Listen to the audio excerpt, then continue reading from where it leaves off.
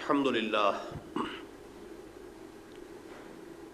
للہ وکفا والصلاة والسلام علی عباده الذین اصطفى خصوصاً علی افضلهم وخاتم النبیین محمد الامین وعلی آلہ وصحبہ اجمعین اما بعد فقد قال اللہ تبارک وتعالی کما ورد فی سورة الصف اعوذ باللہ من الشیطان الرجیم بسم اللہ الرحمن الرحیم یریدون لیطفئوا نور اللہ بافواہہم واللہ متم نورہ ولو کرہ الکافرون هو الذی ارسل رسولہ بالہدی ودین الحق لیظہرہ علی الدین کلہ ولو کرہ المشرکون صدق اللہ العظیم رب اشرح لي صدري ويسر لي امري واحلل عقدة من لساني يفقهوا قولي اللهم ربنا الهمنا رشدنا واعذنا من شرور انفسنا اللهم ارنا الحق حقا وارزقنا اتباعه وارنا الباطل باطلا وارزقنا اجتنابه اللهم وفقنا لما تحب وترضى اللهم وفقنا ان نقيم نظام الخلافة على منهاج النبوة في باکستان اولا وفي كل العالم آخرا آمین یا رب العالمین۔ معزز حاضرین، آج کے اس اجتماع کے لیے اخباری اشتہار تو صرف ایک اخبار میں شائع کیا گیا، بنیادی طور پر یہ دعوت نامہ ہے کہ جس کو دیکھ کر آپ میں سے اکثر حضرات یہاں تشریف لائے ہوں گے۔ اس دعوت نامے کی عبارت اگر آپ کے ذہن میں ہے تو اس کے حوالے سے میری آج کی گفتگو کے 3 حصے ہیں۔ پہلا حصہ جو اس دعوت نامے میں اس طور سے درج ہے، محمد الرسول اللہ صلی اللہ علیہ وسلم کا فرمان مبارک ہے کہ قیامت سے قبل پوری دنیا میں خلافت علی منہاج النبوت، یعنی نبوت کے نقش قدم پر خلافت کا نظام قائم ہو کر رہے گا۔ اس کے ضمن میں لاہور میں مختلف مواقع پر متعدد اجتماعات میں وہ احادیث تفصیلاً بیان کر چکا ہوں، متن کے ساتھ، ترجموں کے ساتھ، حوالوں کے ساتھ، تفصیل اور تشریح کے ساتھ، کہ جو اس وقت آپ کے ہاتھ میں اس 4 ورقے میں مندرج موجود ہیں۔ لہذا میں آج جو ہے آپ کا زیادہ وقت ان احادیث کی تفصیل یا ان کی تشریح میں صرف نہیں کروں گا۔ مختصراً یہ کہ ایک حدیث مسند احمد ابن حنبل کی ہے جن میں حضور نے اپنے زمانے سے لے کر قیامت تک کے 5 ادوار گنوائے ہیں۔ پہلا دور سعادت، دور نبوت۔ دوسرا دور، دور خلافت علی منہاج النبوہ، جسے ہم خلافت راشدہ کے نام سے جانتے ہیں۔ حدیث کی اصطلاح ہے خلافت علی منہاج النبوہ۔ تیسرا دور ظالم بادشاہت، بنو امیہ، بنو عباس اور آل عثمان، ترکان عثمانی کی اگرچہ خلافت کہلاتی تھی لیکن حقیقت میں وہ ملوکیت تھی، اور ان میں جو بھی ملوکیت میں ہوتا ہے ظلم اور جبر بھی ہوئے ہیں۔ واقعہ حادثہ فاجعہ کربلا کا اسی زمانے میں ہوا، واقعہ حرہ ہوا، عبداللہ ابن زبیر رضی اللہ تعالیٰ عنہما شہید کیے گئے، سینکڑوں تابعی جو ہیں حجاج ابن یوسف کے ہاتھ میں شہید ہوئے، وغیرہ وغیرہ، میں تفصیل میں نہیں جانا چاہتا۔ یہ تیسرا دور تھا۔ لیکن یہ کہ بہرحال جو بھی تھے بادشاہ، ان میں بہت اچھے لوگ بھی تھے، بہت برے بھی تھے مسلمان، کلمہ گو تھے۔ اس کے بعد چوتھا دور آپ نے فرمایا ملکن جبرین، ایک غلامی والی ملوکیت کا دور آئے گا، جس کے بارے میں میں نے کئی مرتبہ عرض کیا ہے کہ میں نہیں سمجھتا کہ اس وقت صحابہ نے اس کا کیا مفہوم سمجھا ہوگا، لیکن یہ کہ آج ہمارے سامنے وہ واضح ہے کہ وہ دور جسے ہم کولونیل رول کا دور کہتے ہیں، ہم ملکہ وکٹوریہ کے غلام ہو گئے تھے، کوئی کہیں کسی اور بادشاہ کا غلام ہو گیا تھا. پورا عالم اسلام ہوتے ہوتے اس صدی کے آغاز میں آ کر جب سلطنت عثمانیہ بھی ختم ہو گئی تو پورا عالم اسلام جو ہے عیسائی جو قوتیں ہیں دول یورپ ان کے غلام تھے.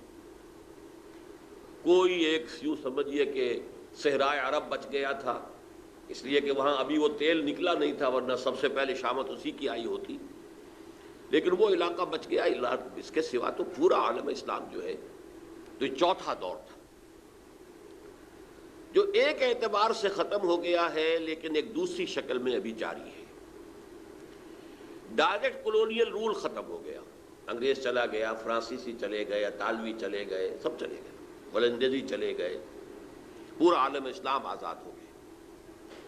لیکن ایک تو ان کی ذہنی غلامی ابھی باقی ہے, ان کی علمی برتری باقی ہے, ٹیکنالوجی میں ان کو جو تفوق اور برتری حاصل ہے وہ موجود ہے. پھر یہ کہ وہ اپنے دور حکومت میں جو ایک نسل تیار کر کے گئے تھے جو نام کی تو مسلمان ہے, ذہن, فکر, تہذیب, تمدن کے اعتبار سے یورپین ہے. ہر جگہ پر حکومت اس کے ہاتھ میں آئی, وہ گویا کہ اس کے معنوی جانشین بن گئے. اس اعتبار سے بھی اس کے آثار ابھی جاری ہیں. مزید برآں یہ کہ جب اس صدی کے وسط میں وہ colonial rule, direct colonial rule کا بستر طے ہونا شروع ہوا تو ساتھ ہی دوسرا بستر بچھنا شروع ہو گیا, اور وہ تھا مالیاتی امپیریلزم. ورلڈ بینک اور آئی ایم ایف کے جس کے کلچز میں آج دنیا کا اکثر و بیشتر حصہ جو ہے جکڑا جا چکا ہے. خاص طور پر ہم جس طرح جکڑے ہوئے وہ تو ہر شخص جانتا ہے. بہرحال یہ اس حدیث کی روح سے یہ دور بھی ختم ہوگا, یہ سدا باقی رہنے والا نہیں ہے. جیسے دور سعادت, دور نبوت, پھر دور خلافت علی منہاج النبوت, پھر ملوکیت, ظالم ملوکیت, پھر یہ جبری ملوکیت, غلامی والی ملوکیت. اس کے بعد آپ نے فرمایا ثم تکون خلافت علی منہاج النبوہ, پھر دوبارہ دنیا میں خلافت علی منہاج النبوہ کا نظام قائم ہوگا. مزید برآں دو حدیثیں اس میں شامل ہیں جن سے یہ معلوم ہوتا ہے کہ اب جب دوبارہ نظام خلافت آئے گا تو وہ گلوبل ہوگا, پوری دنیا میں. حضرت ثوبان سے مروی ہے مسلم شریف کی روایت کہ حضور نے فرمایا اللہ نے زمین کو لپیٹ کر مجھے دکھا دیا تو میں نے اس کے سارے مشرق دیکھ لیے, سارے مغرب دیکھ لیے, اور سن رکھو میری امت کی حکومت ان تمام علاقوں پر قائم ہو کر رہے گی جو اللہ نے زمین کو لپیٹ کر مجھے دکھا دی. دوسری حدیث مسند احمد ابن حنبل کی مقداد ابن الاسود سے رضی اللہ تعالی عنہ کہ اس روئے ارضی پر نہ کوئی اینٹ گارے کا بنا ہوا گھر بچے گا, نہ کوئی خیمہ بچے گا جس میں اللہ کلمہ اسلام کو داخل نہ کر دے.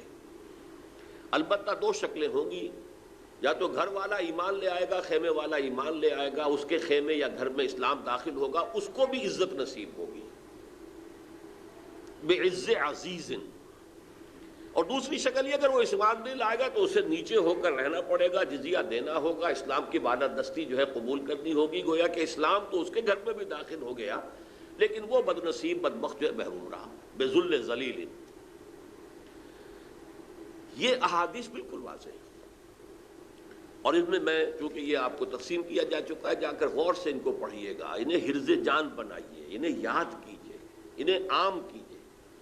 اس لیے کہ ہر چہار طرف سے مایوسیوں کے جو اندھیارے آتے ہیں اور وہ ہمارے جو ذہن اور شعور کے اوپر جو ہیں اس سے تاریکیاں طاری ہوتی ہیں, اس میں امید کی کرنیں جو ہیں وہ انہی احادیث کے حوالے سے جو ہیں وہ ہمارے دلوں کے اندر پیدا ہو سکتی ہیں.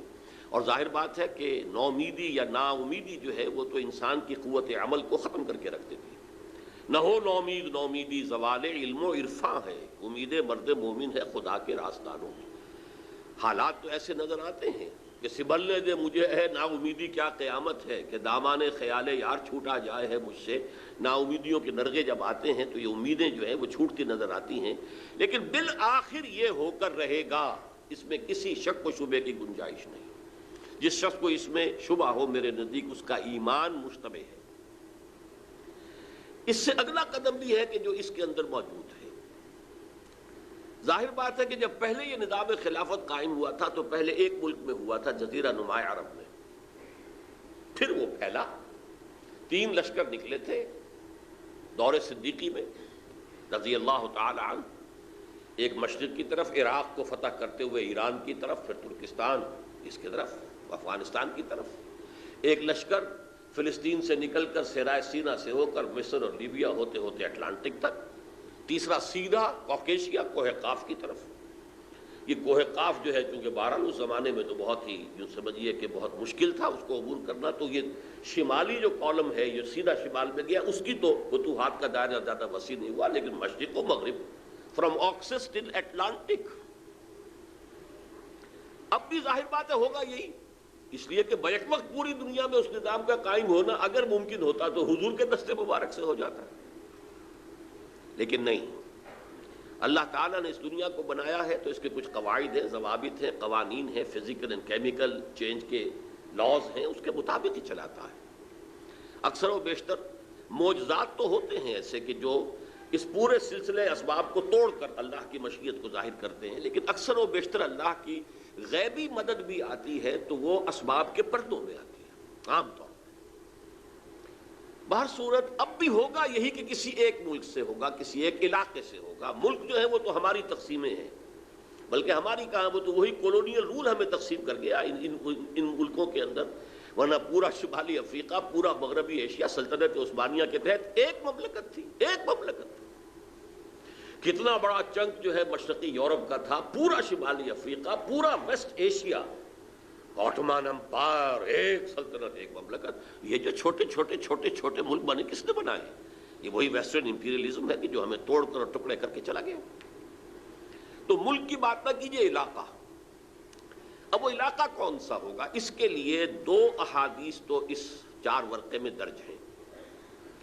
ایک حدیث کی روح سے حضور نے فرمایا کہ جب اس امت کے آخری اور سب سے بڑے مجدد کا ظہور ہوگا، حضرت مہدی جنہیں ہم جانتے ہیں، تو ان کی حکومت کو عرب میں قائم کرنے کے لیے فوجیں مشرق سے آئیں گی۔ یخرج ناس من المشرق یؤطئون للمہدی یعنی سلطانہ۔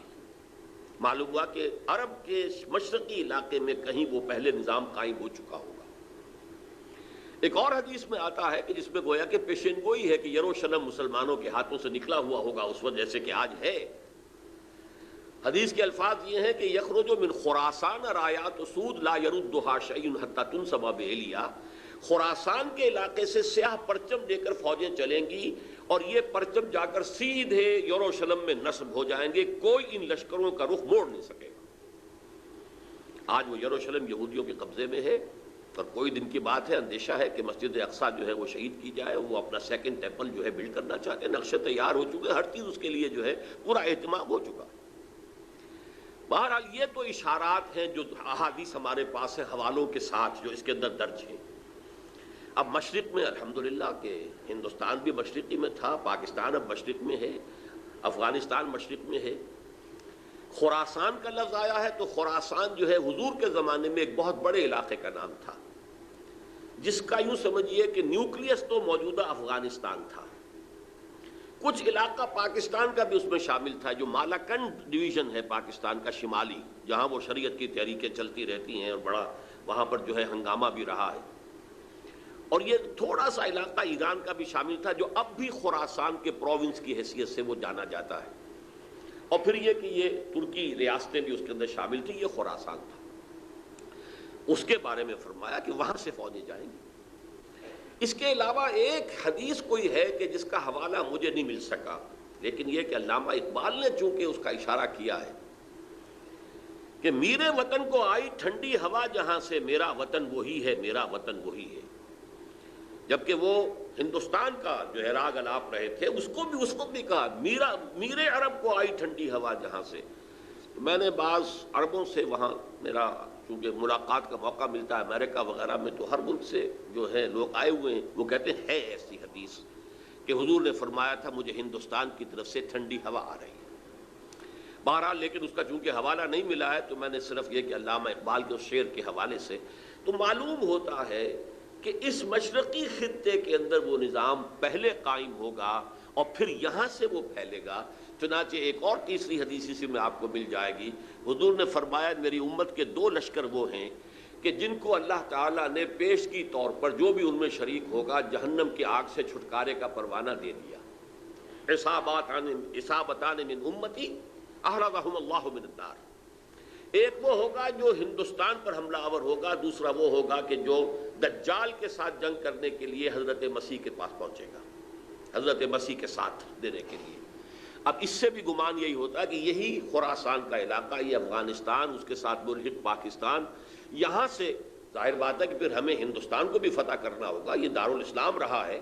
تو گویا کہ ایک حدیث میں دو لشکروں کا ذکر جمع کرنا جو ہے اشارہ کر رہا ہے کہ یہ اس دور سے متعلق ہے، ورنہ یہ کہ ہندوستان پر تو بہت سے لشکر آئے ہیں، محمود غزنوی بھی آئے ہیں، ان کے حملے ہوئے ہیں، محمد غوری بھی آئے ہیں، سب سے پہلے محمد ابن قاسم آئے ہیں، تو یہ تو بہت لوگ آئے ہیں، لیکن یہ کہ اصل میں ایک حدیث میں دو کا جمع ہونا جو ہے وہ ادھر اشارہ کرتا ہے کہ یہ اس وقت جب کہ ایک نیوکلیس بن چکے گا خلافت علی منہاج النبوہ کا، تو جیسے جزیرہ نما عرب سے شرق و غرب میں فوجیں چلی تھیں، ایسے ہی مشرق میں ہمارے ہندوستان ہے، اور مغرب کے اندر جو ہے یہ ہوتے ہوئے اور ایلیا تک وہ فوجیں پہنچ جائیں گی، اور یروشلم جو ہے اس کو یہودیوں کے قبضے سے واگزار کرائیں گی۔ یہ احادیث اس میں موجود ہیں، لیکن اب جو میرے اس دعوت نامہ جو اب میں جس کا تذکرہ کر رہا تھا اس کا دوسرا حصہ شروع ہوتا ہے۔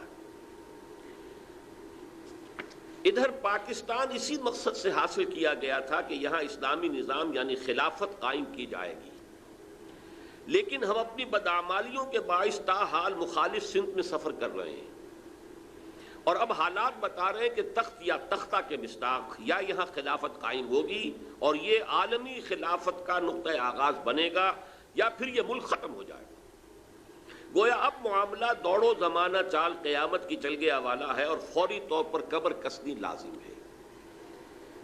اس دعوت نامے کے اس مرکزی حصے کے بارے میں آج اس وقت کچھ ذرا تفصیل سے گفتگو کرنا چاہتا ہوں، اور یوں میں کہہ سکتا ہوں اس وقت کہ سلطنت خداداد پاکستان یا ملت اسلامیہ پاکستان کا ایک مرثیہ ہے جو مجھے کہنا ہے موجودہ حالات کے پیش نظر، لیکن یہ مرثیہ میں قرآن مجید کے الفاظ میں پیش کرنا چاہ رہا ہوں، جس کے لیے تمہیداً میں پہلے آپ کو یہ بتانا چاہتا ہوں۔ سورہ انبیاء کی ایک آیت ہے، آیت نمبر 10، لَقَدْ أَنزَلْنَا إِلَيْكُمْ كِتَابًا فِيهِ ذِكْرُكُمْ أَفَلَا تَعْقِلُونَ، ہم نے تمہاری جانب ایک کتاب نازل کر دی، اس میں تمہارا ذکر موجود ہے، تو کیا تم عقل سے کام نہیں لیتے، غور نہیں کرتے، سوچ بچار سے کام نہیں لیتے؟ اب اس آیت کا ایک مفہوم تو یہ ہو سکتا ہے کہ ذکر لکم مراد ہو، یعنی تمہارے حصے کی نصیحت، ہدایت، تذکرہ اس قرآن میں ہے، وہ ٹھیک ہے، لیکن ذکرکم اس میں اشارہ ایک اور بات کی طرف بھی آتا ہے کہ یہ جتنے بھی اقوام عالم آئیں گی ان کا ذکر قرآن مجید میں موجود ہے، اور اس کی تائید ہوتی ہے، توثیق ہوتی ہے، تاکید ہوتی ہے ایک حدیث سے، وہ حدیث کے جو قرآن حکیم کی عظمت پر نبی اکرم صلی اللہ علیہ وسلم کے سب سے جامع اور سب سے مفصل بیان پر مشتمل ہے، فصاحت و بلاغت کی معراج۔ حضرت علی اس کے راوی ہیں رضی اللہ تعالیٰ عنہ، کہ حضور نے فرمایا انہا ستکون فتنۃ، عن قریب ایک بہت بڑا فتنہ رونما ہوگا۔ حضرت علی فرماتے ہیں کہ میں نے عرض کیا مل مخرج منہا یا رسول اللہ، اے اللہ کے رسول یہ بتائیے اس سے نکلنے کا راستہ کون سا ہوگا؟ ایک لمحے کے لیے توقف کیجئے، میں یہاں یہ توجہ دلایا کرتا ہوں کہ ہم اگر ہوتے، ہمارے مزاج کا اور صحابہ کے مزاج کا فرق کیا ہے؟ ہم ہوتے تو کیا پوچھتے؟ یہ حضور یہ فتنہ کیوں ہوگا، کب ہوگا، کدھر سے آئے گا، کیسے آئے گا؟ ہمارے تو سوالات یہ ہوتے جو سب معلوماتی نوعیت کی چیزیں ہیں، ان کا کوئی تعلق عمل سے نہیں ہے۔ صحابہ کا معاملہ کیا تھا؟ حضرت علی نے ان میں سے کوئی سوال نہیں کیا، کب آئے گا، کیوں آئے گا، کدھر سے آئے گا، کیسے آئے گا، کچھ نہیں۔ جو عملی سوال تھا مل مخرج منہا یا رسول اللہ، اے اللہ کے رسول جب آپ نے فرما دیا کہ بہت بڑا فتنہ ہوگا تو ہمیں تو اب یہ سمجھنا ہے کہ وہاں سے نکلنے کا راستہ کون سا ہوگا۔ بس اس کے جواب میں وہ حدیث ہے کتاب اللہ، تمام فتنوں سے نکالنے والی اللہ کی کتاب، فیہ نبأ ما قبلکم وخبر ما بعدکم وحکم ما بینکم، اس میں تم سے پہلے جو لوگ گزرے ان کے حالات بھی یہ تو سب جانتے ہیں، قوم نوح اور قوم ہود اور قوم عاد، اور نہ معلوم کس کس کا اقوام کا تذکرہ ہے، وہ خبروں ما بعدکم جو تمہارے بعد ہونے والا ہے اس کی خبریں بھی موجود ہیں، وحکم ما بینکم، اور جو بھی تمہارے مابین قیامت تک اختلافات رونما ہوں گے ان سب کا فیصلہ بھی موجود ہے۔ بڑی عظیم حدیث ہے، وَهُوَ الذِّكْرُ الْحَكِيمُ وَهُوَ الصِّرَاطُ الْمُسْتَقِيمُ وَهُوَ حَبْلُ اللَّهِ الْمَتِينُ لَا تَنْقَضِي عَجَائِبُهُ وَلَا يَشْبَعُ مِنْهُ الْعُلَمَاءُ وَلَا يَخْلُقُ عَنْ كَثْرَةِ الرَّدِّ۔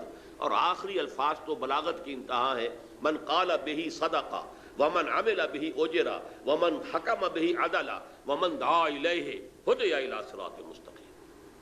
جس نے کوئی بات کہی اس قرآن کی بنیاد پر اس نے سچ کہا، جس نے عمل کیا اس کا اجر محفوظ ہے، جس نے کوئی فیصلہ کیا قرآن کی بنیاد پر اس نے عدل کیا، اور جس نے قرآن کی طرف بلایا اس کی ہدایت ہو گئی، کسی اور کی ہو نہ ہو اس کی ہدایت گارنٹیڈ ہے جو قرآن کی طرف بلانے والا ہے۔ یہ حدیث ہے کہ جس میں خبر و ما بعدکم کے الفاظ موجود ہیں، بلکہ میں تذکرہ کر دوں یہ حدیث ایک اور شان سے وارد ہوئی ہے طبرانی کی معجم کبیر میں۔ وہاں یہ حدیث اس طور سے آئی ہے کہ حضرت جبرائیل نے حضور سے یہ فرمایا، یا محمد امتک بعدک، اے محمد صلی اللہ علیہ وسلم یہ آپ کی امت کا آپ کے بعد کیا بنے گا؟ حضور نے اس پر پوچھا مل مخرج منہا یا جبرائیل، کہ جبرائیل تم نے بات تو بہت اہم کہی ہے، ابھی تو میں ہوں انا بین اظہرکم، ابھی تو اے مسلمانوں میں تمہارے مابین ہوں، لیکن ایک وقت تو آئے گا۔ آخر دور نبوت کے خاتمے کی خبر حضور نے دی تھی تو کوئی آپ نے وصال کی خبر دی تھی، جانا ہے مجھے، انک میت وانہم لمیتون، یہ تو قرآن مجید میں تھا، لیکن اس کا حل کیا ہوگا اے جبرائیل؟ تب انہوں نے کہا ہے کتاب اللہ فیہ نبأ من قبلکم و خبر ما بعدکم و حکم ما بینکم، یہ پوری حدیث۔ تو یہ ایک اور ہی شان کے ساتھ یہی روایت آتی ہے۔ بہرحال میں اس حوالے سے آپ کے سامنے قرآن حکیم کی 6 آیات، اور عجیب یہ حسن اتفاق ہے، سورہ اعراف کی آیات ہیں 175 176 177، اور سورہ توبہ کی آیات ہیں 100 نکال دیجئے 75 76 77۔ یہ آئینہ ہے اس وقت میرے اور آپ کے لیے، ملت اسلامیہ پاکستان کے لیے، سلطنت خدا داد پاکستان کے لیے۔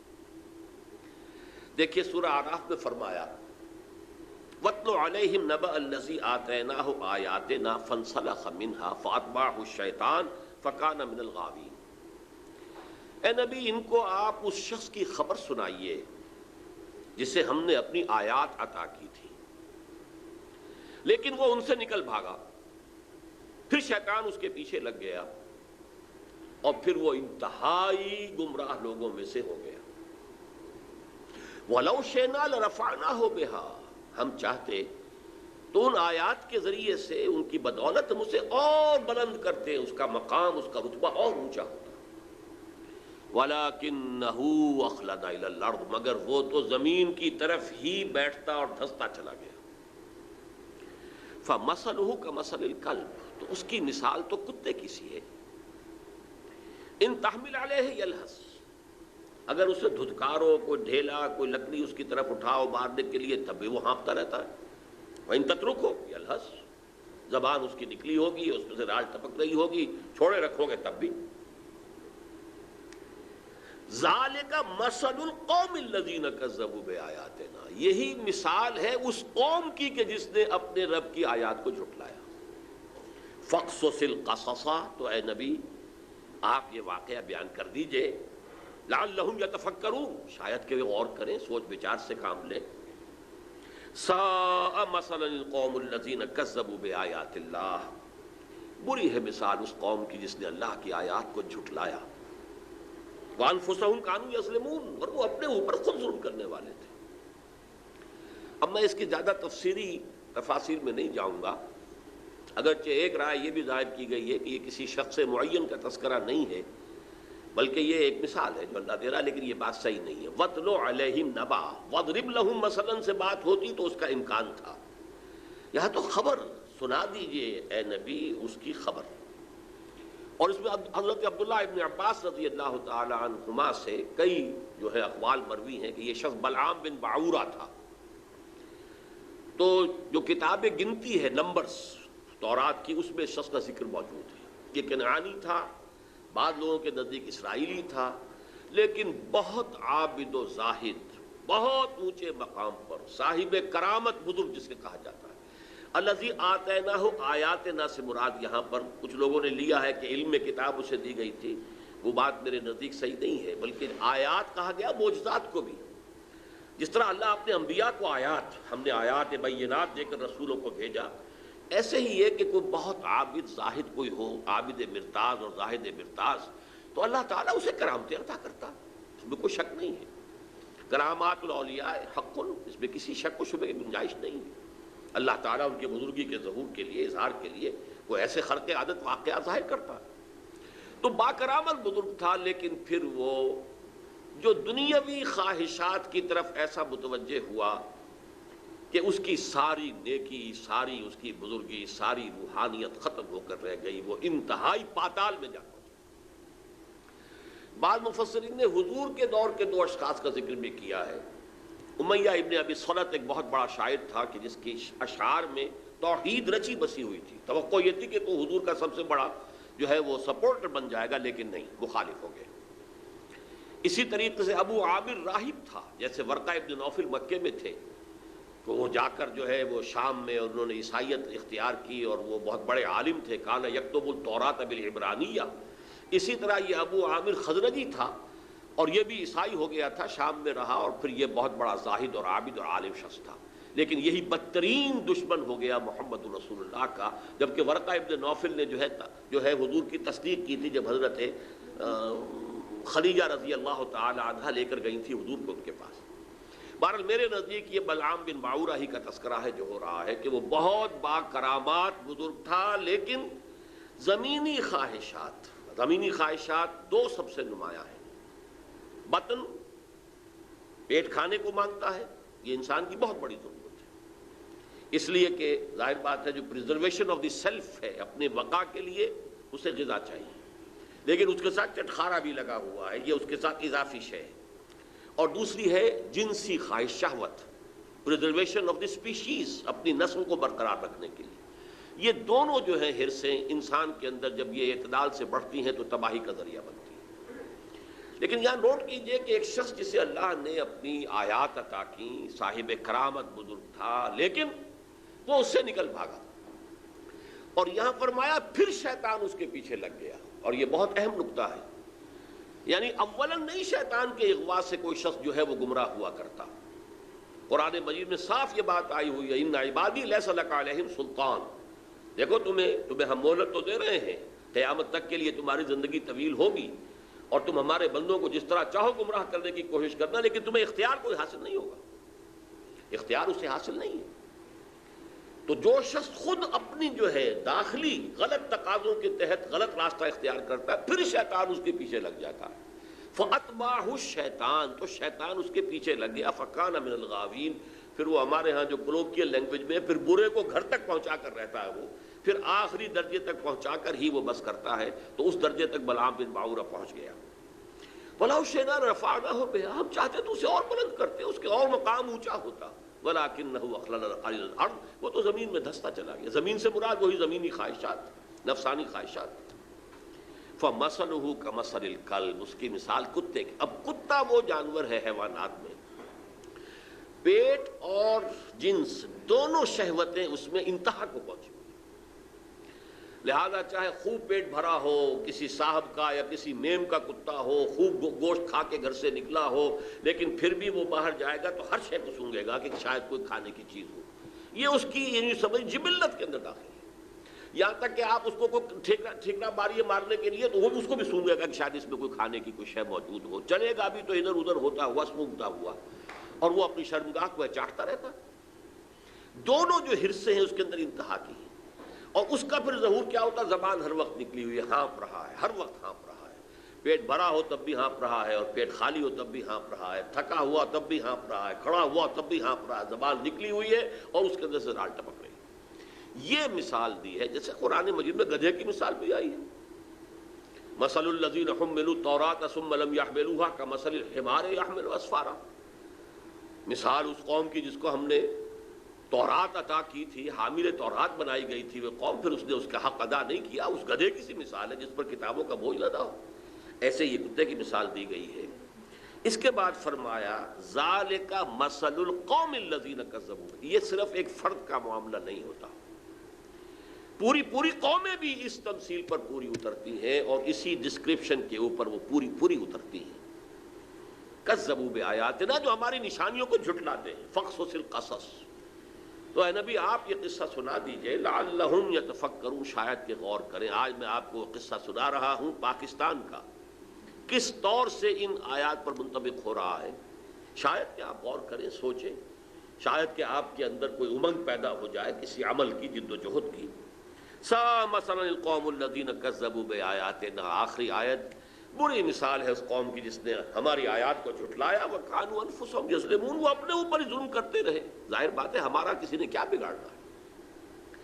اب اندازہ کیجئے پاکستان وہ ملک ہے اس روئے ارضی پر جو بہت بڑی اللہ کی نشانیوں کے ساتھ وجود میں آیا ہے۔ سب سے پہلی نشانی 27ویں رمضان کو اس کا قیام عمل میں آیا، غور کیجئے، جو بہترین رات ہو سکتی تھی، فیہا یفرق کل امر حکیم، جس میں کہ تمام جو بھی اللہ تعالیٰ کے پختہ فیصلے ہیں وہ کیے جاتے ہیں۔ پاکستان 27ویں شب رمضان مبارک کی، اس میں اس کا وجود ہے۔ پھر غور کیجئے کیسے قائم ہوا۔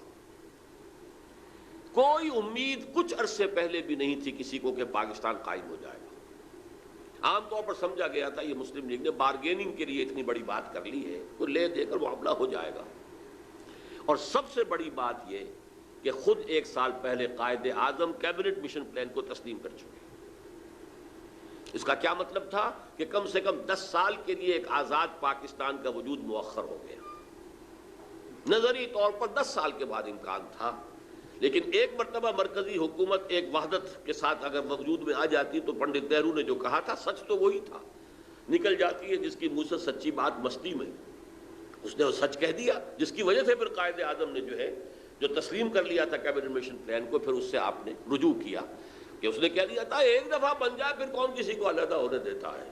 اس پر پھر قائد اعظم نے پسپائی اختیار کی، ورنہ اگر وہ خاموش رہتا تو کم سے کم 10 سال تک کوئی امکان نہیں تھا، اور اس 10 سال میں ہندو قوم نے کیا کرنا تھا اس کا آپ تصور بھی نہیں کر سکتے۔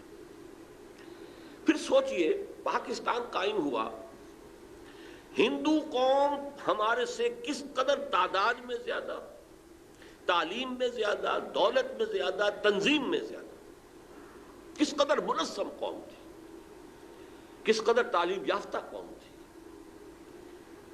کتنی ان کے اندر ایک یکجہتی موجود تھی۔ پھر کانگریس جیسی جماعت، بہت بڑی جماعت، اس میں کوئی شک نہیں، بہت بڑی عوامی جماعت، جس کے ساتھ یہ کہ لیڈرز کی سیکنڈ لائن کی یوں سمجھیے کہ ایک بڑی قطار موجود تھی۔ یہ نہیں تھا کہ مسلم لیگ بس ایک بگولے کی طرح ایک تحریک کے طور پر اٹھی ہے، اس نے جو بھی حاصل کر لیا، ورنہ مسلم لیگ اصل میں ایک جماعت کی شکل میں منظم ہو ہی نہیں پائی تھی۔ یہی وجہ ہے کہ پتاشے کی طرح گھل گئی پاکستان میں آتی۔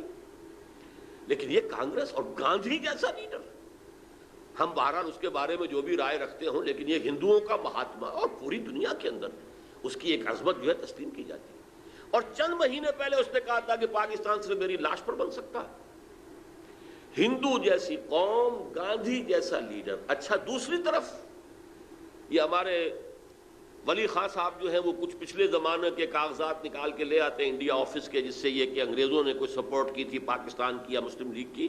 جب پاکستان بنا ہے، ایٹلی وزیر اعظم ماؤنٹ بیٹن یہاں کا وائس رائے، دونوں قائد اعظم سے شدید نفرت رکھنے والے، پاکستان کے تصور کے دشمن۔ ایٹلی لیبر پارٹی کی گورنمنٹ تھی، اگر کنزرویٹو پارٹی گورنمنٹ ہوتی تو کچھ شکوک و شبہات کا موقع تھا، لیکن یہ تو لیبر پارٹی کی حکومت تھی۔ ایٹلی نے جو کچھ لکھا ہے بعد میں وہ سب کے سامنے ہے، اب تو کچھ بھی باتیں نہیں رہی۔ ماؤنٹ بیٹن کی چیزیں بھی سب سامنے آ چکی ہیں، اس کے جس نوعیت کے تعلقات نہرو خاندان کے ساتھ تھے، اب وہ چیزیں بھی کہنے کی بھی نہیں ہے، ورنہ یہ کہ لیڈی ماؤنٹ بیٹن کے ساتھ اس کے ناجائز تعلقات تک کا چرچا موجود ہے۔ اور یہ کہ گاندھی کا تو وہ چیلا تھا، آخری وقت میں پنڈت نہرو نے اور پٹیل نے جا کر اس سے کہا تھا کہ ہم نہیں کہہ سکتے باپو کے سامنے جا کر یہ کہنے کی ہماری جرت نہیں ہے کہ ہم ہندوستان کی تقسیم پر راضی ہو گئے ہیں، یہ تم ہی جا کے راضی کراؤ۔ اس نے جا کر گاندھی سے بات کی، کیا پٹی پڑھائی ہے یہ وہ جانے۔ یہ تھے وہ نامساعد حالات جن میں پاکستان کا قیام اور اس کے اندر جمع کر لیجئے یہ بات کہ 1 سال پہلے مولانا حسین احمد مدنی رحمۃ اللہ علیہ نے سلہٹ میں یہ کہہ دیا تھا، رمضان مبارک میں پورے 1 سال پہلے، ملأ اعلیٰ میں پاکستان کے قیام کا فیصلہ ہو چکا ہے۔ ملأ اعلیٰ سے مراد فرشتوں کا وہ سب سے اونچا طبقہ ہے، جو اللہ کا مقربین جو ہوتے ہیں، ملائکۃ المقربین، وہ ملأ اعلیٰ سب سے اونچا، وہاں فیصلہ ہو گیا پاکستان کے قیام۔ یہ دوسری بات ہے کہ جب ان سے پوچھا گیا کہ پھر ہم کیوں مخالفت کر رہے ہیں، پھر ہماری پالیسی جو ہے وہ بدل جانی چاہیے۔ انہوں نے کہا کہ در حقیقت وہ تکوینی معاملہ ہے اللہ کا، ہمارا کام تکوینیات کے حوالے سے نہیں ہے، بلکہ ہمیں تو اپنی سوچ اور سمجھ سے جو بھی رائے صحیح ہے اسی کے اوپر کام کرنا ہے، لیکن فیصلہ ہو چکا۔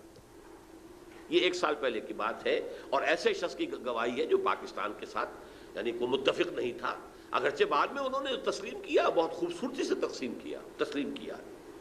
جب وہ گئے ہوئے تھے ڈابھیل اور وہاں کسی شخص نے، یہ پاکستان کے قیام کے بعد کی بات ہے، کسی شخص نے ذرا چھیڑنے کے لیے کہ چلیے مولانا کچھ بولیں گے، پاکستان کے خلاف کوئی دھواں دار باتیں کریں گے، تو کوئی پاکستان کا تذکرہ کیا تو کہا بھائی دیکھو، جب تک کوئی مسجد کہیں تعمیر نہ ہو، تجویز ہو، تو اختلاف ہو سکتا ہے کہ یہاں مسجد کی ضرورت ہے بھی کہ نہیں، پہلے ہی مسجدیں موجود ہیں، یا یہ کتنی بڑی ہونی چاہیے، کس سائز کی ہونی چاہیے، کیا میٹیریل لگنا چاہیے، یہ سب اختلاف ہو سکتا ہے۔ پاکستان کے بننے سے پہلے ہمارا اختلاف تھا، لیکن مسجد بن جائے تو اس کی حفاظت ہر صاحب ایمان کا تقاضا ہے۔ اب پاکستان کی حیثیت بالکل بدل گئی ہے۔ یہ الفاظ مولانا مدنی رحمۃ اللہ علیہ کے، جو وہاں موجود تھے مولانا محمد مالک کاندھلوی رحمۃ اللہ علیہ، جنہوں نے کہ یہ الفاظ ہماری قرآن کانفرنس میں ایک مرتبہ بیان کی۔ اچھا، یہ ہے وہ آیات، وہ کرامات جس کے ساتھ پاکستان وجود میں آ رہا ہے۔ ذرا پیچھے چلیے، جب خلافت عثمانیہ کے خاتمے کی سازشیں ہو رہی تھی تو پوری دنیا میں صرف ہندوستان میں تحریک چلی، کہیں اور نہیں چلی۔ وہ سلطنت عثمانیہ بہرحال خلافت کے نام سے تھی، چاہے حقیقت نہیں تھی، وہ ایک ملوکیت ہی تھی، اور اب اس پہ زوال بھی آ گیا تھا، یورپ کا مرد بیمار بھی کہا جا رہا، جو بھی کچھ تھا، لیکن عظمت اسلامی کا ایک سمبل، ایک نشانی تھی، اس کے خلاف سازشیں ہو رہی تھی، اور اس وقت تحریک چلی، صرف ہندوستان میں کہیں بھی نہیں چلی، پوری دنیا میں کہیں بھی نہیں، بلکہ عربوں نے تو بغاوت کی ترکوں کے خلاف، اور اصل میں تو انہی کی بغاوت کے نتیجے میں یہ سارا معاملہ ختم ہوا۔ لیکن ہندوستان میں وہ تحریک چلی، اور ایسے زور شور کے ساتھ چلی، بولی اماں محمد علی کی جان بیٹا خلافت میں دے دو، پورا ہندوستان گونج گیا۔ ذرا اس سے بھی پیچھے جائیے، دیکھیے ختم نبوت کے بعد سب سے بڑا منصب مجددین امت ہے، کہ جو سنن ابی داؤد کی روایت کی روح سے ان اللہ یبعث فی هذه الامت علی راس کل 100 عام من یجدد لها دینها، یقیناً اللہ اس امت میں ہر صدی میں ایسے لوگوں کو اٹھاتا رہے گا جو دین کو تازہ کر دیں گے، دین کے اوپر جو بھی کوئی غبار آ جائے گا، کوئی اس کی تعلیمات دھندلا جائیں گی، اس کو ہٹا کر صحیح دین کی شکل دوبارہ دکھا دیں گے۔ 1000 برس تک سارے مجددین امت عالم عرب میں آئے، عمر بن عبدالعزیز سے چلیے اور امام ابو حنیفہ گنتے چلے جائیے، شیخ عبد القادر جیلانی، امام غزالی، امام ابن تیمیہ، سب وقت 11ویں صدی کا مجدد اعظم شیخ احمد سرہندی ہندوستان میں، 12ویں صدی کا مجدد اعظم شاہ ولی اللہ دہلوی ہندوستان میں، 13ویں صدی کا مجدد اعظم سید احمد بریلوی ہندوستان میں، 14ویں صدی کا مجدد اعظم شیخ الہند نصیر مالٹا ہندوستان میں، اور مزید برآں علامہ اقبال جیسا مفکر، مولانا مودودی جیسا مصنف، مولانا الیاس جیسا مبلغ پوری دنیا میں کہیں نظر نہیں آتا۔ ان کی تحریکیں جو ہے پوری دنیا میں چھا گئی، سلسلہ نقشبندیہ مجددیہ پوری دنیا میں چلا گیا، پورے ٹرکش بیلٹ میں وہی ہے، وہ امام شامل ہوں یا اس وقت جو چیچنیا کے معاملات ہیں، یا پورے ترکستان کے اندر یہی ہے، خود یہ افغانستان کے اندر وہی سلسلہ نقشبندیہ مجددیہ، ان کے صدر بھی تھے مجددی۔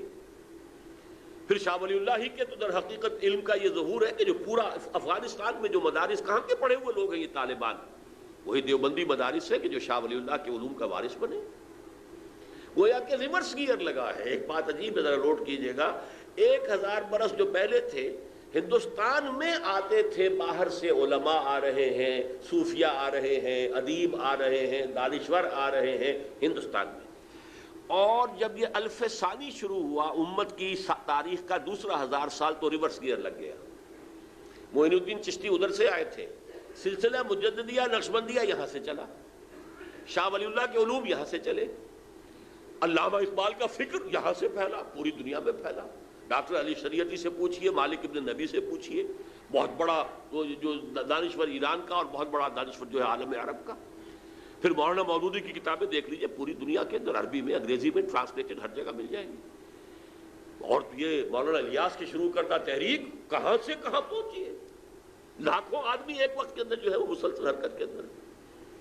یہ ساری آیات ہیں، اس سب کا امین یہ پاکستان ہے، یہ سارا ہمارا ورثہ یہ پیچھے ہے۔ 11ویں صدی، 12ویں صدی، 13ویں صدی، 14ویں صدی، اور پھر یہ کہ پاکستان وجود میں آیا 27ویں کو۔ یہ پاکستان ہندو اور انگریز دونوں کی مخالفت کے علی الرغم قائم ہوا، اور اس وقت نقشہ میں آپ کے سامنے کھینچ رہا ہوں سورہ اعراف کی آیت نمبر 129 کے حوالے سے۔ جب ظلم و ستم کی انتہا ہو گئی تھی بنی اسرائیل پر مصر میں، تو انہوں نے جب فریاد کی ہے تو حضرت موسیٰ نے فرمایا تھا ان سے، عَسَىٰ رَبُّكُمْ أَن يُهْلِكَ عَدُوَّكُمْ وَيَسْتَخْلِفَكُمْ فِي الْأَرْضِ فَيَنْظُرَ كَيْفَ تَعْمَلُونَ۔ امید ہے کہ تمہارا رب تمہارے دشمن کو ہلاک کر دے گا اور پھر تمہیں زمین کے اندر تمکن عطا کرے گا، پھر دیکھے گا تم کیا کرتے ہو۔ ویسے تو یہ دنیا کی زندگی افراد کے لیے بھی امتحان گاہ ہے۔ قلزم ہستی سے تو ابھرا ہے مانند حباب، اس زیاں خانے میں تیرا امتحان ہے زندگی۔ خلق الموت والحیات لیبلوکم ایکم احسن عملا۔ ہم ایک امتحانی عرصے میں سے گزر رہے ہیں۔ قوموں کا امتحان اپنی جگہ ہوتا ہے، امتوں کا، ملکوں کا امتحان اپنی جگہ ہے۔ فَيَنْظُرَ كَيْفَ تَعْمَلُونَ، پھر وہ دیکھے گا تم کیا کرتے ہو۔ اب دیکھیے ہمارے ہاں کیا ہوا بدقسمتی سے، مسلم لیگ کی جو ٹاپ کی قیادت تھی، پہلی بات تو یہ ہے کہ مسلم لیگ بحث کی تو مسلم لیگ تو تقریباً سمجھیے کہ ختم ہو گئی قائد اعظم کے انتقال کے بعد، زیادہ کہیں گے تو لیاقت علی خان کی شہادت کے بعد۔ لیکن یہ ہے کہ پہلے دن سے بھی ہم نے رخ اسلام کی طرف نہیں کیا۔ ہمیں اپنے بزرگوں کا بھی اب تذکرہ جو ہے کرنا پڑے گا۔ میں قائد اعظم کو ہرگز دھوکے بعد آدمی نہیں سمجھتا، جھوٹا نہیں سمجھتا، صاحب کردار آدمی تھے۔ میری تعویل یہ کہ انہوں نے یہ سمجھا تھا کہ اگر پاکستان ایک نوزائیدہ مملکت ہے، ہم نے فوراً اسلام کا ڈنکا بجا دیا اور نعرہ لگا دیا تو پوری دشمن قوت جو ہے ہمیں دبوچ لے گی ایک دم۔ لہذا اب جبکہ ایک ایسا ملک وجود میں آ گیا جہاں غالب اکثریت مسلمانوں کی ہے، تو خالص سیکولر اصول سے بھی تو یہاں اسلام ہی آئے گا نا۔ سیکولر اصول کیا ہے کہ لوگوں کی اکثریت جو چاہے گی ہوگا، یہی اصول ہے۔ لوگوں کی اکثریت جو قانون بنانا چاہتی ہے بنائے گی، جو نافذ کرانا چاہتی کرائے گی، یہ سیکولرزم ہے۔ تو اب خالص سیکولر اصولوں سے ہندوستان ایک وحدت رہتا تو یہاں اسلام کے آنے کا کوئی سوال نہیں تھا، اکثریت ہندوؤں کی تھی، کوئی امکان ہی نہیں تھا۔ لیکن اب یہ ہے کہ اگر مسلمان یہاں کے چاہیں گے تو یہاں شریعت بھی آ جائے گی، نظام بھی آ جائے گا، سب کچھ ہو جائے گا۔ لیکن ہم نے اگر ڈنکا بجا دیا تو شاید، اب میں سمجھتا ہوں کہ شاید ان کی بات میں وزن ہے، لیکن یہ کہ شکل جو بنی ہے وہ یہ تھی، وزیر قانون ہندو، وزیر خارجہ قادیانی، اور وہ ان کا شورۂ آفاق جملہ عنقریب یہاں پر نہ ہندو ہندو رہے گا، نہ مسلمان مسلمان رہے گا۔ مذہبی اعتبار سے نہیں، کہ مذہب تو ان لوگوں کا انفرادی معاملہ ہے، بلکہ قومی اعتبار سے۔ بہرحال ایک جس کو میں یہ کہوں گا کہ صحیح سمت میں پہلی اینٹ نہیں رکھی گئی۔ مصلحت کیا تھی یہ اپنی جگہ پر ہے، ان کی نیت پر حملہ نہیں ہے، لیکن دی فیکٹ ریمینز، واقعہ یہی ہے، حقیقت یہی ہے۔ اور مجھے معلوم ہے، میں بنگلہ دیش 2 دفعہ جا چکا ہوں، کہ بنگالی مسلمانوں کو پہلا شوق لگا تھا اسی سے، اس لیے کہ بنگال کا عام مسلمان جو ہے مغربی پاکستان کے عام مسلمان سے زیادہ مذہبی ہے۔ آج بھی جو تبلیغی جماعت کا اجتماع وہاں ہوتا ہے وہ 25-30 لاکھ کا ہوتا ہے ٹونگی میں، اس اعتبار سے، اور عام طور پر بھی وہاں پر مذہبیت زیادہ ہے، ایک شوق لگا تھا۔ اور اس کے بعد جو ہے پھر جو ہے وہ مسلسل چیزیں جو ہیں وہ پھر جو لینگویج کویسچن تھا وہ تو سیکولر لوگوں نے اٹھایا تھا، لیکن مذہبی لوگوں کو بھی شوق جو ہے اس سے پہنچا تھا۔ لیکن یہ کہ الحمدللہ کہ اس کے بعد مولانا مودودی کی ایک تحریک پر، جو انہوں نے اسی لاہور شہر سے شروع کی تھی اپریل 1948 سے، کہ اب چونکہ پاکستان اسلام کے نام پر بنایا گیا لہذا یہاں پر اسلامی دستور بننا چاہیے، مطالبہ شروع کیا انہوں نے، اور پھر مسلم لیگی عناصر نے بھرپور مدد کی، جن میں سب سے زیادہ کروشل رول پلے کیا ہے مولانا شبیر احمد عثمانی رحمۃ اللہ علیہ نے۔ وہ تو مسلم لیگی تھے، جماعت اسلامی کی تو نہیں تھے، اور قرارداد مقاصد پاس ہو گئی۔ تو گویا کہ ایک اور معجزہ جو ہے کہ جس وقت دنیا میں ڈنکا بج رہا تھا سیکولرزم کا پوری دنیا میں، 10.5 کروڑ عوام کی اسمبلی نے کہا کہ ہم اللہ کی حاکمیت کا اقرار کرتے ہیں، اپنی حاکمیت کا دعویٰ نہیں کرتے۔ We wash our hands off the claim to sovereignty. Sovereignty belongs to Allah. سروری زیبا فقط اس ذات بے ہمتا کو ہے، حکمراں ہے ایک وہی باقی بتان اعظم۔ میرے نزدیک یہ بھی معجزہ ہے، آیات میں سے، آیات الہی میں سے۔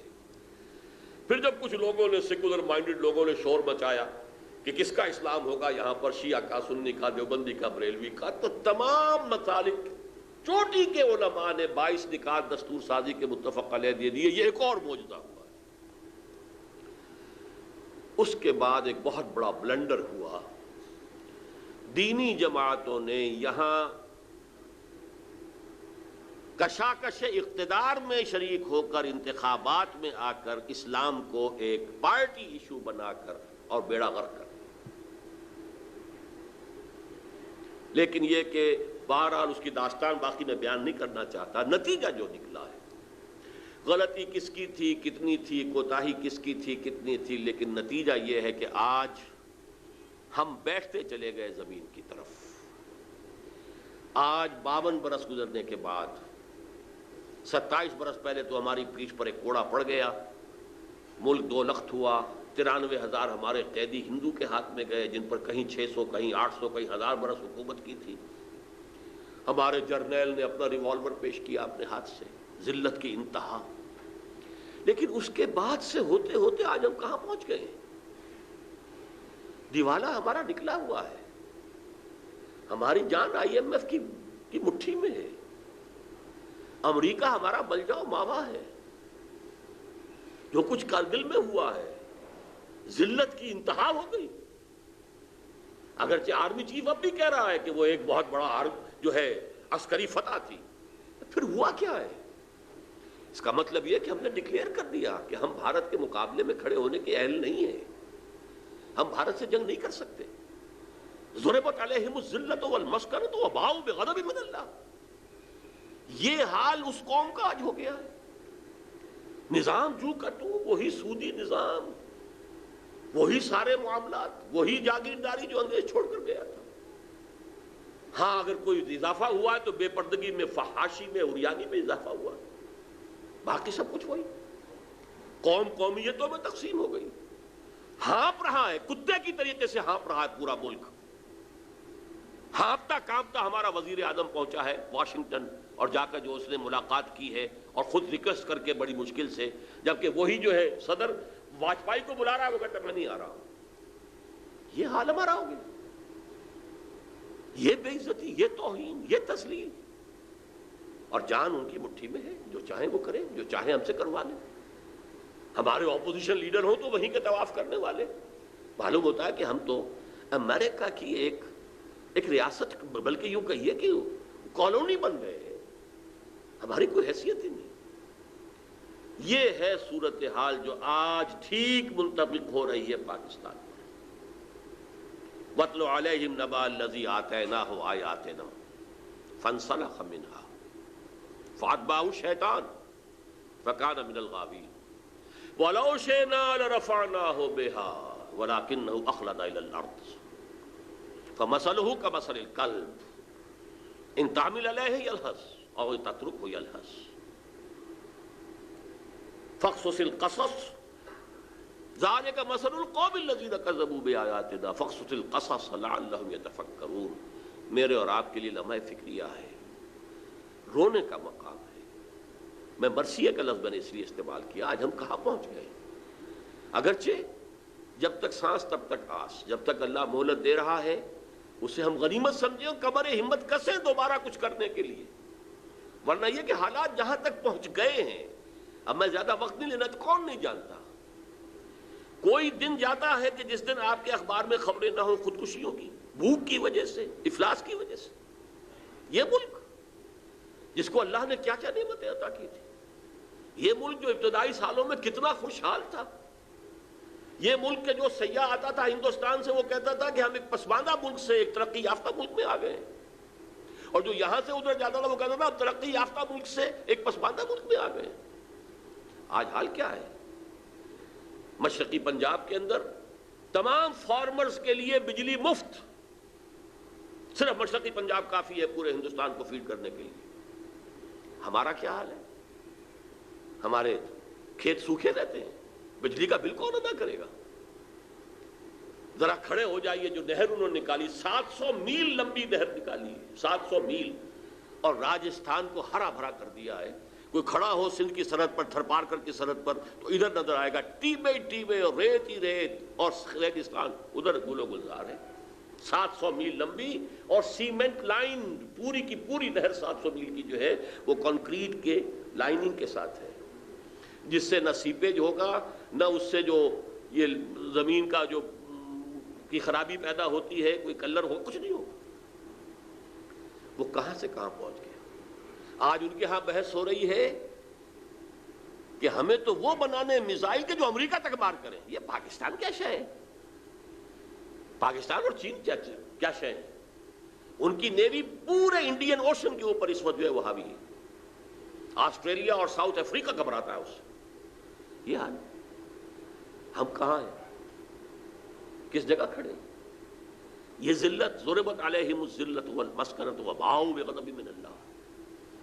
لیکن جب تک ابھی اللہ مہلت دے رہا ہے، ویسے تو صحیح بات یہ ہے کہ سن 71 میں اگر وہ یک طرفہ سیز فائر نہ ہوتا، اللہ نے وہ جو اللہ کی انگلیوں میں ہوتے ہیں تمام انسانوں کے دل، نکسن کا، جس کو کہ گاندھی مر گئی کہتے کہتے، pro Pakistan tilt of Nixon administration, Nixon نے ڈائریکٹ لائن کے اوپر جو ہے، ہاٹ لائن کے اوپر کوسیجن سے کہا، کوسیجن نے جو ہے ڈائریکٹ کہا ہے اندرا گاندھی سے، بس جو ہو گیا ہو گیا، یونیلیٹرل سیز فائر۔ ورنہ ہمارا حال کیا تھا؟ سیالکوٹ کا سیکٹر ٹوٹا ہوا تھا، راجستھان کا سیکٹر ٹوٹا ہوا تھا، لے دے کر ایک ٹکا خان جو ہے ٹاسک فورس لے کر بیٹھا ہوا تھا سلیمان کی ہیڈ ورکس پر۔ ایئر فورس ہماری تقریباً جو ہے وہ مفلوج ہو چکی تھی۔ وہ اواکس کی قسم کے جو ہیں وہ ہیلی کاپٹر رشیا نے اسے دے دیے تھے کہ ہمارا ہلتا بھی تھا جہاز تو انہیں معلوم ہو جاتا تھا۔ ہماری نیوی کو ہٹ کر گئے وہ آ کر ہماری بندرگاہ کے اندر۔ لینڈ ڈیفنسز کی فکر ہو رہی تھی کہ کہیں وہاں اتر ہی نہ آئے ہماری خشکی کے اوپر سمندر کے راستے سے۔ بہرحال اللہ نے ہمیں فریش لیز دی تھی، لیکن آج کی تاریخ تک ہمارے لچھن وہی ہیں، ہمارا شب و روز وہی ہے، ہمارے صبح و شام وہی ہیں قطعاً، اور حالات خراب سے خراب تر ہوئے ہیں۔ جو اربوں کے غبن ہوئے وہ تو بعد میں ہوئے ہیں۔ جس طریقے سے کہ اس ملک کی معیشت کا بیڑا غرق کیا وہ تو بعد میں ہوا ہے۔ ہم اور دھستے چلے گئے، وَلَٰكِنَّهُ أَخْلَدَ إِلَى الْأَرْضِ، زمین میں دھستا چلا گیا۔ وہ نقشہ ہے پاکستان۔ اب ذرا چند منٹ، میں نے عرض کیا تھا نا، یہ 175 176 177 آیات یہ ہیں جن میں ہماری تصویر ہے۔ اب 75 76 77 سورہ توبہ، ہمارے معاشرے کی اخلاقی جو حالت اس وقت ہے اس کا نقشہ دیکھنا ہو تو ان آیات میں دیکھیے۔ سورہ توبہ کا ایک بہت بڑا مضمون ہے منافقین کے بارے میں، ان کے کیا خصائص ہیں، ان کی پھر اللہ کے ہاں کس قدر بڑا عذاب ان کے لیے ہے، کس طریقے سے وہ حضور کے استغفار سے بھی محروم کر دیے گئے۔ استغفر لہم او لا تستغفر لہم ان تستغفر لہم 70 مرۃ فلن یغفر اللہ لہم۔ اے نبی، ان کے لیے آپ استغفار کریں یا نہ کریں برابر ہے، آپ 70 مرتبہ بھی استغفار کریں گے تب بھی اللہ انہیں معاف نہیں کرے گا۔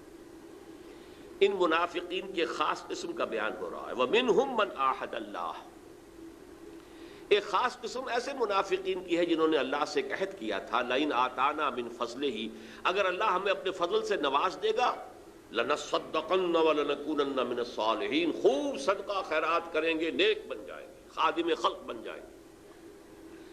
فَلَمَّا آتَاهُم مِّن فَضْلِهِ، جب اللہ نے انہیں اپنے فضل سے نواز دیا، بخلوا بہ وتولوا وهم معرضون، اب اس دولت کے ساتھ بخل سے کام لیا، تجوریاں بند کر لیں اور اپنی پیٹھ موڑ لی، اعراض کیا، بھول گئے وعدے۔ اب سنیے آیت، فَعَاقَبَهُمْ نِفَاقًا، ان کی اس وعدہ خلافی کی پاداش میں اللہ نے ان کے دلوں میں نفاق کا روگ پیدا کر دیا۔ اگلے الفاظ میں اکثر آ کر اس آیت کو یہاں چھوڑ دیا کرتا ہوں، پڑھا نہیں کرتا، میں کانپ جاتا ہوں، اس لیے کہ الفاظ یہ ہیں کہ اب یہ نفاق رہے گا الی یوم یلقونہ، اس دن تک رہے گا ان کے دلوں میں جس دن کہ ان کی ملاقات اللہ سے ہوگی۔ اس نفاق کا روگ نکل نہیں سکے گا، میں کانپتا ہوں۔ فَعَاقَبَهُمْ نِفَاقًا فِي قُلُوبِهِمْ إِلَى يَوْمِ يَلْقَوْنَهُ بِمَا أَخْلَفُوا اللَّهَ مَا وَعَدُوهُ وَبِمَا كَانُوا يَكْذِبُونَ، بسبب اس وعدہ خلافی کے جو انہوں نے اللہ کے ساتھ کیا اور بسبب اس جھوٹ کے جو انہوں نے بولا۔ یہ 3 آیات بہرحال شاہ صاحب تشریف فرما ہے، اور بھی میری عمر کے بھی لوگ ہوں گے بہت سے یہاں، کیسی کیسے گڑ گڑا کر دعائیں مانگی تھی اللہ سے، اے اللہ تو ہمیں ہندو اور انگریز کی دوہری غلامی سے نجات دے، ہم تیرے دین کا بہت بالا کریں گے۔ علامہ اقبال نے کہا تھا کہ مجھے یقین ہے کہ ہندوستان کے شمال مغرب میں ایک آزاد مسلمان ریاست قائم ہوگی، اور اگر ایسا ہو گیا تو ہمیں موقع مل جائے گا کہ اسلام کے چہرے پر جو پردے پڑ گئے دور ملوکیت میں، عرب امپیریلزم کے دوران، وہی ملکن عاضن، وہ جو ظالمانہ دور حکومت تھا، ملوکیت، اس میں جو پردے پڑ گئے تھے انہیں ہٹا کر صحیح اسلام، اور دور ملوکیت سے پہلے کا اسلام کس کا تھا؟ دور خلافت راشدہ کا اسلام، اس کی ایک شکل دنیا کو دکھائیں گے، یعنی قائم کریں گے یہاں نظام خلافت۔ قائد اعظم نے فرمایا تھا کہ ہم پاکستان اس لیے چاہتے ہیں عہد حاضر میں اسلام کے اصول حریت و اخوت و مساوات کی ایک نمونہ پیش کریں، لیکن جب پاکستان بن گیا تو 52 برس کے بعد وہی نظام، وہی سودی نظام، وہی جاگیردارانہ نظام، ہمارا معاشرتی ڈھانچہ پہلے سے ڈھیلا ہو چکا ہے۔ ہمارے جو اب میں تو نفاق کی جو 3 شکلیں ہیں وہ آپ کے سامنے بیان کر رہا ہوں۔ سب سے پہلا جس کو ہم کہتے ہیں نفاق باہمی، اب وہ قوم ایک نہیں رہی، اب قومیتوں میں تقسیم ہو گئی۔ ڈھونڈ اب اس کو چراغ رخ زیبا لے کر، وہ جو ایک قوم بن گئی تھی جو ہندو کے مقابلے میں بنیان مرصوص بن کر کھڑی ہو گئی تھی، کہاں ہے؟ یہ قومیتیں ہیں، عصبیتیں ہیں، ایتھنک ہیں، لنگوسٹک ہیں، صوبائیت کا ایک افریت ہے، سب چیخ رہے ہیں جاننے والے کہ کالا باغ ڈیم نہ بنا تو کچھ چند سالوں کے بعد یہ سب پھر وہی باریں جو ہوتی تھی یہاں پنجاب کے اندر، گنجی بار اور نیلی بار اور یہ سب باریں ہوں گی، یہ یہاں کی ساری زرخیزی ختم ہو جائے گا۔ دونوں آپ کے ڈیم سلٹ اپ ہو رہے ہیں، مسلسل سلٹ اپ ہو رہے ہیں، کیا ہوگا؟ لیکن نہیں، صوبائیت راستے میں آئی۔ اتنا بھاری مینڈیٹ لے کر آنے والے نے بھی بڑا اعلان کر دیا تھا بنائیں گے، پھر کیسے چپ ہو کے بیٹھ جانا پڑا ہے، اس کا اب نام بھی نہیں، ذکر بھی نہیں، کوئی تذکرہ بھی نہیں۔ کیوں؟ صوبائیت مسلط ہے، شیعہ سنی کا مسئلہ ہے، یہ ساری منافقت باہمی، نفاق باہمی، یہ نتیجہ ہے اس کا اللہ کے ساتھ بدعہدی کا اور خلاف ورزی کا۔ سب سے بڑی بات یہ کہ جو اخلاق کا دیوالہ نکلا ہے، مالیات کا جو دیوالہ نکلا ہے وہ تو سب کے علم میں ہے، لیکن اخلاق کا جو دیوالہ نکلا ہے، اور اس کے لیے 2 حدیثیں میں آپ کے سامنے رکھ دوں۔ حضور نے فرمایا، اور یہ متفق علیہ روایت ہے، بخاری اور مسلم دونوں کی، حضرت ابو ہریرہ سے، آیت المنافق ثلاث، منافق کی 3 نشانیاں ہیں، اور مسلم شریف کی روایت میں اضافی الفاظ ہیں، وَإِن صَامَ وَصَلَّى وَزَعَمَ أَنَّهُ مُسْلِمٌ، خواہ وہ شخص نماز پڑھتا ہو، روزہ رکھتا ہو اور اپنے آپ کو مسلمان سمجھتا ہو، لیکن اگر یہ 3 چیزیں ہیں تو کٹر منافق ہے۔ جب بولے جھوٹ بولے، اذا حدث کذب، وَإِذَا وَعَدَ أَخْلَفَ، وعدہ کرے تو خلاف ورزی کرے، وَإِذَا اؤْتُمِنَ خَانَ، جب امانت امین بنایا جائے تو خیانت کرے۔ دیکھ لیجیے، الا ماشاء اللہ، الا ماشاء اللہ، جو قوم کی اکثریت کا حال ہے وہ یہ ہے کہ جو جتنا بڑا ہے اتنا ہی بڑا جھوٹا، اتنا ہی بڑا وعدہ خلاف، اتنا ہی بڑا خائن اور غبن کرنے والا۔ اربوں کے غبن ہیں اب تو، جاننے والے بتاتے ہیں کہ 32 بلین کا ہم پر قرض ہے اور 60 بلین ہمارا جو ہے باہر گیا ہوا ہے، اور 33 بلین ہم دے چکے ہیں سود کے اندر، لیکن وہ کھڑا ہوا ہے قرض۔ اخلاق کا دیوالہ نکل گیا۔ دوسری حدیث میں عبداللہ ابن عمرو ابن العاص سے ہے، وہ بھی متفق علیہ ہے، حضور نے فرمایا 4 چیزیں ایسی ہیں جو کسی میں ہے تو کٹر منافقاً خالصاً، خالص منافق ہے، اور اگر ان میں سے ایک ہے تو وہ ایک حصہ جو ہے نفاق کا اس کے اندر موجود ہے جب تک کہ وہ اسے اپنے آپ کو پاک نہ کر لے۔ تین چیزیں وہی ہیں جو پہلی حدیث میں تھیں. چوتھی یہ کہ وَإِذَا خَاصَمَ فَجَرَ، جب کہیں جھگڑا ہو جائے تو فوراً جو ہے تو تکار پر اور غالب گروج پر اتر آئے، آپے سے باہر ہو جائے. دیکھ لیجیے، یارڈ سٹک لے لیجیے ہاتھ میں، معاشرے کو ناپ لیجیے. میں بڑے دکھی دل کے ساتھ کہہ رہا ہوں، اس وقت روئے ارضی کی سب سے بڑی منافق قوم مسلمانوں نے پاکستان. یہ شکل کہیں دنیا میں نظر نہیں آئے گی. تیسری منافقت کا جو سب سے بڑا ہمارا ہے، کسی ملک کا سب سے سیکریٹ ڈاکومنٹ ہوتا ہے دستور، اور ہمارا دستور منافقت کا پلندہ ہے. پورا اسلام اس میں موجود ہے، قرارداد مقاصد موجود ہے، یہ دفعہ موجود ہے 227 کے یہاں کوئی کتاب و سنت کے خلاف قانون سازی نہیں ہو سکتی، کوئی منافی قانون رہ نہیں سکتا. لیکن اس کو باندھ دیا ہے آئیڈیالوجی کونسل کے ساتھ، وہ اس کے اوپر رپورٹیں دیتی رہے گی. رپورٹوں کا کیا حشر ہوگا؟ خالی چپ. ضیاء الحق نے بنایا فیڈرل شریعت کورٹ کہ جو بھی یہ عدالت فیصلہ کر دے گی کہ یہ قانون خلاف کتاب و سنت ہے وہ کل عدم ہو جائے گا، لیکن اسے ہتھکڑیاں پہنا دی، بیڑیاں پہنا دی. دستور تمہارے دائرے سے خارج، اور جو عدالتی قوانین ہے پروسیجرل لاز وہ تمہارے دائرے سے خارج، پرسنل لا مسلم، فیملی لاز تمہارے دائرے سے خارج، مالی قوانین بھی 10 سال کے لیے خارج. وہ 10 سال کی ہتھکڑی کھلی تھی تو فیڈرل شریعت کورٹ نے سود کے بارے میں، بینک انٹرسٹ کے بارے میں فیصلہ دیا تھا، لیکن اس کو بھی آج کتنے سال ہو گئے. تاخیر، تعویق، جھوٹے وعدے. میرے سامنے بیٹھ کر کہا تھا میاں محمد شریف نے 6 مہینے کے اندر ختم کرو سود کو، اور یہ دونوں بھائی جو ہیں شہباز شریف اور نواز شریف کہہ کر گئے تھے 1 سال کے اندر ہم ختم کر دیں گے. وہ 2.5 سال ہو چکے ہیں، اور ابھی تک تو وہ جو سپریم کورٹ کی اپیلیٹ بینچ ہے اس کا فیصلہ نہیں آیا. پتہ نہیں کیا شکل ہے، آیا ہے کہ نہیں آیا ہے. اور اگر نہیں آیا ہے 1 مہینے کے اندر اندر اسے آنا چاہیے تھا عدالت کے کھلنے کے بعد، تو کہیں ایسا ہی نہ ہو کہ اثر نو ہیئرنگ شروع ہو جائے. بہرحال یہ ہے ہماری منافقت کے 3 پہلو جو میں نے آپ کے سامنے گنوا دیے. لیکن جیسا کہ میں نے عرض کیا تھا، جب تک سانس تب تک آس. راستہ کیا ہے؟ ابھی ہمارے لیے مہلت ہے جب تک اللہ تعالیٰ نے ہمیں مہلت دے رکھی ہے. حالات جس تیزی کے ساتھ اس ریجن کے بدل رہے ہیں وہ سب کے سامنے ہے. امریکہ فیصلہ کن طور پر اب بھارت کی پشت پر ہے، ہم سے اسے کوئی سروکار نہیں رہا سوائے ڈانٹنے کے، ڈپٹنے کے. کبھی اپوزیشن کو ڈانٹ آ گئی، کبھی حکومت کو ڈانٹ آ گئی، کبھی کسی اور کو ڈانٹ آ گئی. ڈانٹیں آ رہی ہیں، جھڑکیاں آ رہی ہیں، دھمکیاں آ رہی ہیں، اس کے سوا ہمارے ساتھ کوئی سروکار نہیں. ابھی جو وہاں ملاقاتیں ہوئی ہیں فورن منسٹرز کے ساتھ، تو میڈلن البرائٹ کا جو رویہ تھا ہندوستان کے وزیر خارجہ کے ساتھ اور جو ہمارے وزیر خارجہ کے ساتھ، زمین و آسمان کا فرق. ان کو کاؤنسلنگ ہو رہی ہے،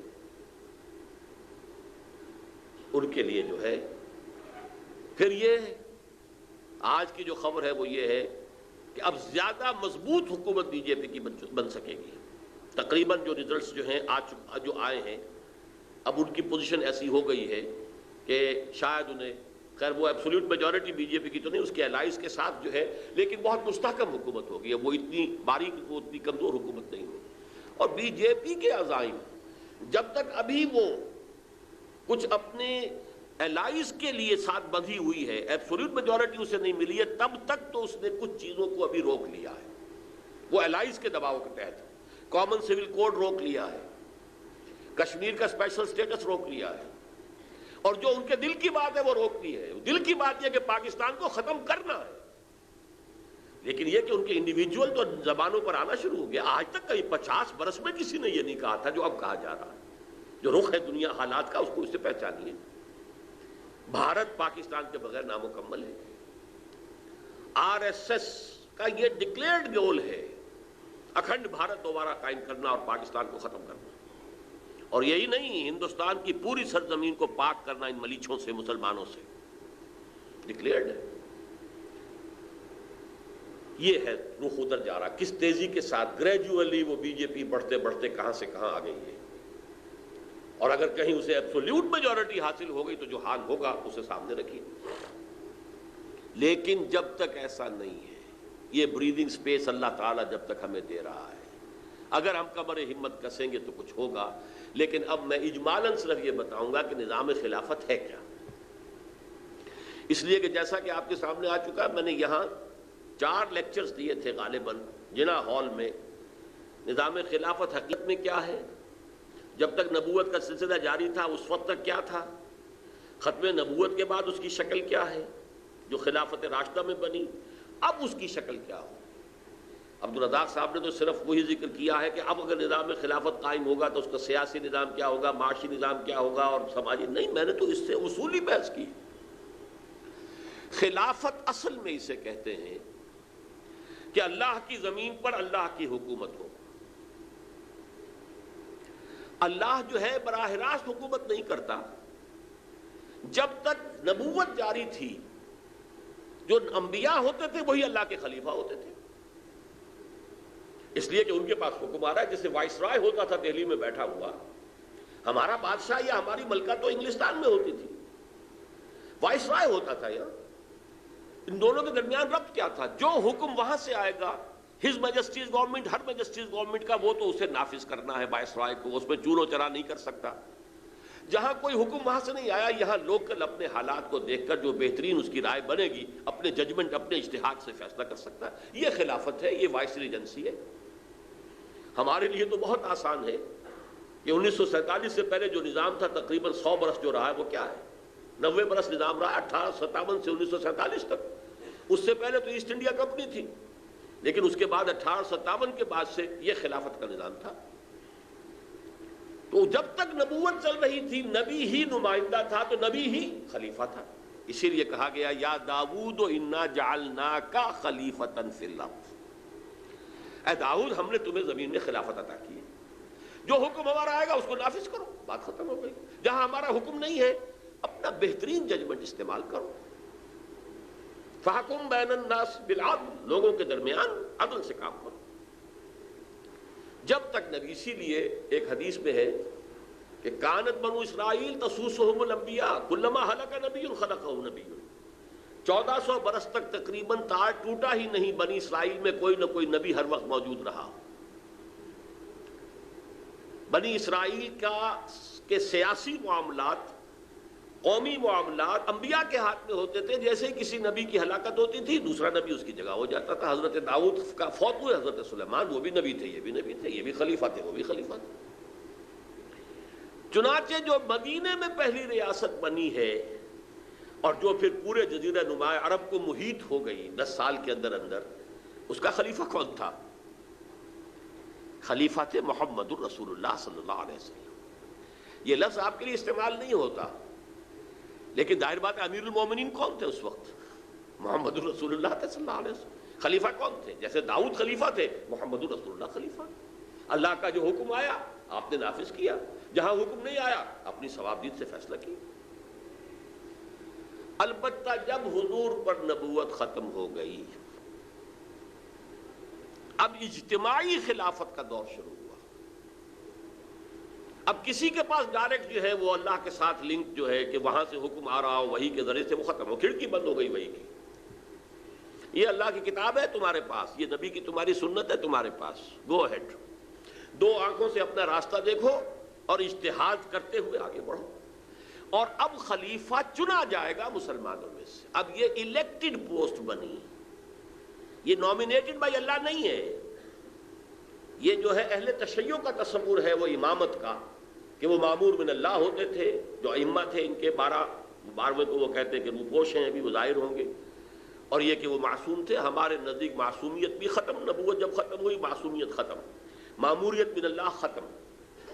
کوئی شخص اپنی ذاتی جو ہے کلیم نہیں کر سکتا کہ میں مطاع ہوں، میرا حکم ماننا پڑے گا. نہیں، دلیل لاؤ کتاب و سنت سے، یا پھر باہمی مشورہ سے بات کرو، امرہم شورا بینہم.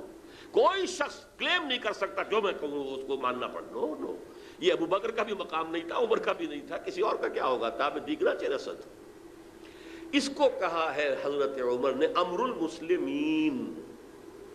یہ بہت ایک اہم واقعہ ہے سیرت فاروقی کا. آخری سال تھا ان کا دور خلافت کا، حج پر تھے، لوگ بہت جمع تھے. حضرت عبد الرحمن ابن عوف نے کچھ میں گوئی سنی، حضرت عمر کے پاس آئے رضی اللہ تعالی عنہ کہ میں امیر المومنین، میں لوگوں کی کچھ میں گوئی سن رہا ہوں. وہ یہ کہہ رہے ہیں کہ جیسے ہی عمر کی آنکھ بند ہوگی ہم بغیر مسلمانوں کو مشورے کی مہلت دیے ہوئے فلاں شخص کے ہاتھ پر فوراً بیعت کر لیں گے، ٹائم دیں گے ہی نہیں۔ اب اس میں یہ ذکر نہیں ہے کس کے لیے تھا یہ۔ حضرت عمر نے کہا اچھا تو ابھی اعلان کرو، لوگوں کو جمع کرو، تو میں ابھی خطبہ دوں گا فَمُحَذِّرُهُمْ هَؤُلَاءِ الرَّهَطِ الَّذِينَ يُرِيدُونَ أَن يَخْسَبُوا أَمْرَ الْمُسْلِمِينَ۔ جمع کرو لوگوں کو تاکہ میں وارن کروں ان لوگوں کی سازش کے خلاف کہ جو مسلمانوں کے معاملے کو غصب کرنا چاہتے ہیں۔ یہ تو مسلمانوں کا فیصلہ ہوگا اب کہ وہ مشورے سے طے کریں گے کون ہو۔ یہ تو گویا کہ امر المسلمین کو غصب کر رہے ہیں، غاصبانہ قبضہ کرنے کی اگر یہ خیال ہے کہ اچانک ایک شخص کے ہاتھ پر بیعت کر لیں گے۔ تو انہوں نے یہ پھر مشورہ دیا کہ امیر المومنین یہ موسم حج ہے، ہر طرح کا آدمی آیا ہوا ہے، ہر کونے سے آیا ہوا ہے، خامخواہ یہاں کوئی کنٹروورسی شروع ہو گئی تو کوئی اس کے برے نتائج نکل سکتے ہیں، آپ مدینہ منورہ جا کر یہ کام کیجئے۔ تو انہوں نے مان لیا، مدینہ جا کر پہلا کام یہ کیا ہے کہ خطبہ دیا اور اس میں تفصیل سے کہا کہ یہ امر المسلمین ہے، اگر من بايع اميرا عن غیر مشورۃ المسلمین فلا بیعۃ له، اگر مسلمانوں کی باہمی مشاورت کے بغیر کسی کے ہاتھ پر بیعت ہو گئی تو وہ بیعت جو ہے نل اینڈ وائڈ ہوگی۔ تو گویا کہ خلافت راشدہ میں اب آ کر وہ شخصی خلافت اجتماعی خلافت میں بدل گئی۔ یہاں ہمارے دور کے ایک بہت بڑے مفکر نے اس کو اصل میں جدید جو نظریہ ہے ڈیموکریسی کا اس کے ساتھ پیرلل لانے کے لیے اصطلاح استعمال کی ہے کہ ڈیموکریسی میں کیا ہے، ساورنٹی، یعنی یہ کہ پاپولر ساورنٹی کی بنیاد پر ہے، تو خلافت کیا ہے، پاپولر وائس ریجنسی ہے، پاپولر وائس ریجنسی، لیکن مجھے اختلاف ہے، اس لیے کہ پاپولر وائس ریجنسی اور پاپولر ساورنٹی کے اندر یہ آئے گا کہ ہندو مسلم کوئی بھی ہو، غیر مسلم و مسلمان ہو، سب کی رائے کو اس میں دخل ہوگا، نہیں، یہ نہیں، یہ امر المسلمین ہے۔ خلافت صرف مسلمانوں کا حق ہے جو اللہ کو حاکم مطلق مان کر اس کے سامنے خود اپنی انڈیویجول اختیار کو بھی اس کے قدموں میں ڈال چکے ہیں۔ سپردم بے دو مایا خیش رات و دانی ہم حساب کم و بیش رات، ان کا حق ہے کہ خلافت انہیں ملے۔ یہ خلافت المسلمین ہے، یہ پاپولر اس معنی میں نہیں ہے کہ کسی ملک کے اندر رہنے والے ہندو ہوں، مسلمان ہوں، سکھ ہوں، پارسی ہوں، عیسائی ہوں، وہ سب کے سب جو ہے خلافت کے اہل نہیں۔ پاپولر ساورنٹی سے یہ معاملہ مختلف ہے۔ تو یہ ہے vice regency of the Muslims. چنانچہ یہ میں آپ سے عرض کر دوں، میں بہت مختصر کر رہا ہوں بات کو، میرے پاس آئے تھے یہاں امریکن کونسلیٹ جو ہے اس کے پولیٹیکل آفیسر جیمز ایف کول، یہ ذرا دو سال پرانی بات ہے، چونکہ میرے بیانات خلافت کے بارے میں آ رہے تھے اخبارات میں، تو وہ آئے کہ میں سمجھنا چاہتا ہوں خلافت کا نظام کیا ہے، آپ کی مراد کیا ہے خلافت سے۔ تو میں نے ایک تو اس وجہ سے بھی کہ ان کے لیے معاملہ آسان ہو جائے، اور دوسری وجہ بھی تھی، وہ بھی میں بعد میں آپ کو بتا دوں گا۔ میں نے ان سے کہا دیکھیے آپ اپنے ملک کا دستور لے لیجئے امریکہ کا، اس میں 3 چیزیں شامل کر دیجئے، وہ آج کی دنیا کا بہترین خلافت کا نظام بن جائے گا، وہ چوکا۔ میں نے کہا دیکھیے وہ 3 چیزیں کیا ہیں۔ پہلی چیز کہ یہاں ساورنٹی گاڈ کی ہے، ماسز کی نہیں ہے۔ نمبر 2 وضاحت اور صراحت، یہاں کسی سطح پر، وہ فیڈرل ہو، اسٹیٹ لیول ہو، کاؤنٹی لیول ہو، کوئی قانون، کوئی ہدایت، کوئی انسٹرکشن، کوئی رول نہیں بنایا جا سکتا جو خدا کی کتاب اور اس کے رسول کی سنت کے خلاف۔ دوسری بات یہ طے کر دیجیے، اور یہ بات کہ آیا کوئی شے کتاب و سنت کے خلاف ہے یا نہیں، یہ جیسے آپ کے ہاں ہوتا ہے، دستور کی پروویژن میں اگر کہیں کوئی شہری یہ سمجھتا ہے کہ خلاف ورزی ہوئی ہے تو ویئر ڈز ہی گو؟ ہاں جوڈیشری طے کرے گی کہ کسی معاملے میں کتاب و سنت سے تجاوز ہو گیا یا نہیں ہو گیا۔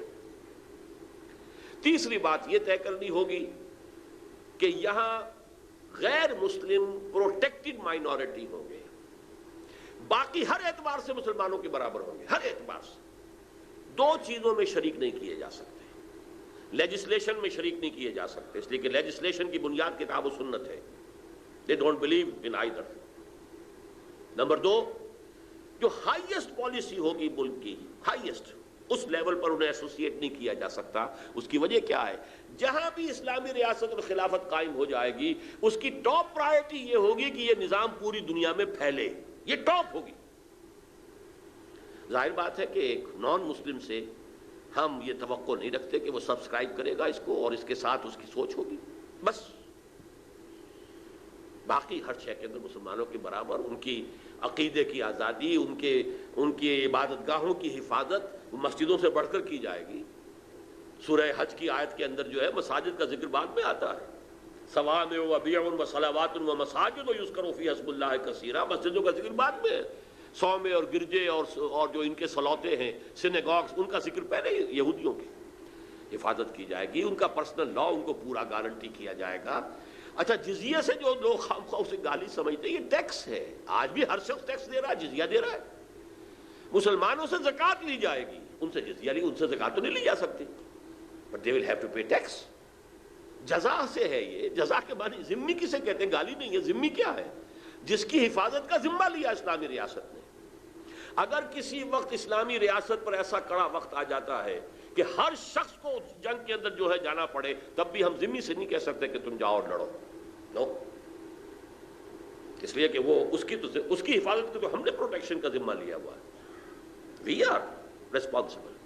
جیسے کہ حضرت خالد ابن ولید نے رضی اللہ تعالی عنہ شام میں ایک شہر فتح کیا، وہاں کے لوگوں سے جزیہ کلیکٹ کر لیا، وہاں سے آگے بڑھ گئے، لیکن بعد میں محسوس ہوا کہ رومی افواج دو طرف سے گھیرے میں لے رہی ہیں، ہمیں پسپائی اختیار کرنی پڑی، وہ شہر بھی چھوڑنا پڑا، وہ ساری رقم جو جزیہ کی کلیکٹ کی تھی وہاں سے وہ ان کو واپس کر دی کہ آپ کی حفاظت کا ذمہ ہم نے لیا تھا، اس کا یہ بدل تھا، ہم اس پوزیشن میں نہیں ہیں، ہمیں اس وقت جانا پڑ رہا ہے پیچھے، یہ جزیہ حاضر ہے۔ ان کو آپ ڈرافٹنگ نہیں کر سکتے، فوج کے اندر زبردستی نہیں لا سکتے، لیکن ہر مسلمان وہ لازماً جب بھی ضرورت ہوگی اسے فوج کی سروس کرنی ہے، وہ تو پیپلز آرمی بنے گی وہاں، یہ صرف تھوڑی اسٹینڈنگ آرمی تھوڑی ہوگی، ہر شخص فوجی ہوگا جیسے کہ پیپلز آرمی ہے چائنا کے اندر۔ بہرحال میں نے اس سے کہا یہ تین چیزیں آپ شامل کر دیجئے تو دنیا کا بہترین، اور اس کی وجہ کیا ہے؟ دوسری واقعہ یہ ہے، امریکن سوسائٹی میں دو اعتبارات سے تو قار مذلت کی انتہا ہو گئی۔ Worst form of economic exploitation, اور جو سماجی ان کا جو ہے پورا فیبرک جس طرح ٹوٹ پھوٹ کر رہ گیا، شرم حیا اور خاندانی نظام۔ اب وہ اس سے بڑی بات کیا ہوگی کہ ایک صدر جو ہے ملک کا وہ کہہ رہا ہے کہ عنقریب ہماری قوم کی اکثریت حرام زادوں پر مشتمل ہوگی، bastard people born without any bad luck. چنانچہ انہوں نے اپنے فارموں سے باپ کا نام ہی نکال دیا، اب نام ماں کا نام، بس باپ کا نام ہی مت پوچھو۔ یہ حال ان دونوں اعتبارات سے تو انتہائی ذلت کے اندر جا چکے ہیں۔ مٹھی بھر یہودی سرمایہ دار ہیں، ٹریلینز کے اندر ڈیٹ ہے امریکہ کا، اور ڈیٹر کون ہے؟ قرض خواہ کون ہے؟ یہودی قرض خواہ۔ چنانچہ ساؤدرن اور ویسٹرن اسٹیٹس جو ہیں یونائٹڈ اسٹیٹس آف امریکہ کی، ان میں زبردست تحریک چل رہی ہے۔ کتنا وقت لگتا ہے اسے میچور ہونے میں میں نہیں کہہ سکتا۔ وائٹ کرسچین ملیشیاز، انہوں نے اسلحہ جمع کیے ہوئے ہیں، ان کی بڑی جو ہے جمعیت ہے۔ ان کا کہنا یہ ہے کہ federal government of the United States of America is a hostage in the hands of Jews, اور ہمیں ایک اور آزادی کی جنگ لڑنی پڑے گی، جیسے کہ ہم نے انگریزوں سے، برطانیہ سے آزادی کے لیے جنگ لڑی تھی، ایک اور جنگ لڑنی پڑے گی، اور ہمیں اپنے آپ کو آزاد کرنا ہے یہودیوں سے۔ ان کی ہٹ لسٹ پر سب سے پہلے یہودی ہے، پھر مسلمان ہے، پھر وہ جو افرو امریکنز ہیں، چاہے عیسائی ہو چاہے مسلمان ہو، لیکن ٹاپ پر یہودی ہے۔ بہت اسلحہ جب انہی میں سے ایک شخص تھا جس نے کہ اوکلاہوما کی جو تھی فیڈرل بلڈنگ جو ہے اڑائی ہے، فیڈرل، اس لیے کہ فیڈرل گورنمنٹ سے انہیں شدید نفرت ہے کہ it's a hostage in the hands of the Jews. اور ان کا واقعہ یہ 1913 کے بعد سے عجیب ہے، ایک ایسا ملک ہے کہ جو اپنی کرنسی کنٹرول نہیں کر سکتا۔ The issue of dollar, control of dollar is the hand of the banks. ان کو نام تو ریزرو بینک وغیرہ دے دیا جاتا ہے، وہ سب پرائیویٹ بینکس ہیں، کوئی وہاں سرکاری حکومت کا بینک نہیں ہے، اور یہ سب یہودیوں کے ہاتھ میں۔ تو بہرحال اس اعتبار سے اچھی طرح سمجھ لیجئے کہ یہ جو نظام ہے دو اعتبارات سے تو نہایت نیچے ہے، لیکن پولیٹیکل انسٹیٹیوشنز کے اعتبار سے ٹاپ پر ہے دنیا۔ انسٹیٹیوشنز کو ایوالو جس طریقے سے کیا ہے، جس طرح صدر کا جو ہے وہاں پر امپیچمنٹ کا ایک معاملہ موجود ہے کہ بھاگ گیا تھا نکسن، امپیچمنٹ کا لفظ سنتے ہی، حالانکہ کس قدر اس کے پاس اختیارات ہیں، اور پھر اس کا جو نظام جو ہے بہت خلافت راشدہ سے ملتا ہوا ہے. صدر کے ہاتھ میں جو اختیارات ہیں، جس کو چاہے وزیر بنائے. وزیر نہ سینٹ سے ہوگا، کوئی ضروری نہیں، بلکہ سینٹ کا کسی آدمی کو وزیر بنائے گا تو وہاں سے اس کو استعفیٰ دینا پڑے گا. وزیر جو ہے نہ وہ کانگریس سے ہوگا نہ سینٹ سے ہوگا. صدر کے ہاتھ میں اختیار ہے، جس کو چاہے وزیر بنائے. جو بھی ایکسپرٹ ہے، مالیات کا ایکسپرٹ ہے، ضروری نہیں کہ وہ الیکشن لڑ کر بھی آ سکتا. کوئی ہے جو ڈیفنس کے معاملات کا بہت بڑا ماہر ہے، ضروری نہیں کہ اس کے پاس بلینز ہوں. وہاں بلینز کے بغیر تو الیکشن لڑا نہیں جاتا. not necessary that he should be able to succeed in an election. یہ نظام بہترین اور ڈی سینٹرلائزیشن کی یہ انتہا ہے کہ کاؤنٹی لیول کے اوپر تھانے دار بھی الیکٹڈ ہے. شریف میئر الیکٹڈ، تھانے دار الیکٹڈ. یہ سارے دھندے پولیس کے، اور یہاں سے ایس پی کو وہاں بھیج دو، اور یہ فلاں جو ہے ٹائیگر جو ہے یا کوئی اور ہے وہ اس کو وہاں بھیجو، ان کی جا کے جو ہے وہ مزاج درست کرے. قطن نہیں، لوکل آدمی ہے، شریف ہے. اور اس قدر فریڈم نظر آتی ہے پولیٹیکل، وہاں پر ہے وہ دیکھنے کو. نظام جو ہے وہ تو چونکہ ووٹنگ کا نظام ہے اور جو سارے ذرائع ابلاغ یہودیوں کے ہاتھ میں ہے، تو وہ ایک طریقے سے اس وقت ڈی فیکٹو جو ہے وہ بن گیا ہے. اس کے معاشی نظام کی وجہ سے ڈی فیکٹو تو وہ ہے ڈکٹیٹرشپ آف دی کیپٹلسٹ. لیکن انسٹیٹیوشن جو انہوں نے ڈیولپ کیے ہیں وہ میرے نزدیک سوشل ایوولوشن کی ٹاپ ہے. اس حوالے سے میں نے کہا کہ اگر یہ تین چیزیں داخل کر دی جائیں، اس دور کی بہترین جو ہے خلافت قائم ہو جائے گی. یہی وہ بات تھی کہ جو میں نے بڑی امیدوں کے ساتھ خیال تھا. 50 برس پورے پاکستان کو بننے کے بعد یہ ہوا ہے کہ مسلم لیگ کے نام سے ایک جماعت، وہ حقیقی مسلم لیگ ہے یا نہیں ہے، تو نام تو مسلم لیگ ہے نا، اس سے ایک جماعت آئی ہے. اتنا ہیوی مینڈیٹ اسے ملا ہے. پھر یہ کہ خاندان وہ ہے جو مرکزی حکومت میں اور سب سے بڑے صوبے کی حکومت میں جو ہے برسر اقتدار آیا ہے، جو کم سے کم ہماری مذہبی روایات کا تو کم سے کم کاربند ہے، ان کا احترام کرنے والا ہے. مذہب کے سطح پر توقع ہوئی، اور ایک خط میں نے چھوٹا سا لکھا تھا، اور میاں شریف صاحب تینوں بیٹوں کو لے کر آ گئے، پھر دوبارہ بھی آ گئے. میں نے ان کے سامنے رکھا کہ آپ سب سے پہلے شروع کریں دستور سے. دستور کی منافقت ختم کیجئے، اس میں جو لیکیونا ہے وہ ختم کر دیجئے. یہاں شک آیا ہو، وہ ہم نے خاص طور پر ندائے خلافت کا ایک اسپیشل ایشو شائع کیا تھا، تکمیل دستور خلافت. خلافت کے دستور کے اعتبار سے جو خلا ہے، جو چھوڑے ہوئے آپ نے، جو چور دروازے، وہ بند کر دیجئے. اس کا پورا لفظ بلفظ جو ہے سدھی ہے. اور جب پرائم منسٹر ہاؤس کے اندر ملاقات کی ان سے جا کر میں نے اپنے وفد کے ساتھ، تو وہاں جنرل عبد المجید ملک نے 2 دفعہ کہا کہ میاں صاحب انہوں نے تو کام اپنا کر دیا ہے، اب تو آپ کا کام ہے. اور 2 ہی مرتبہ نواز شریف صاحب نے کہا اپنے راجہ ظفر الحق صاحب سے کہ راجہ صاحب بس پھر تیاری کیجئے اور یہ امینڈمنٹ تیار کیجئے.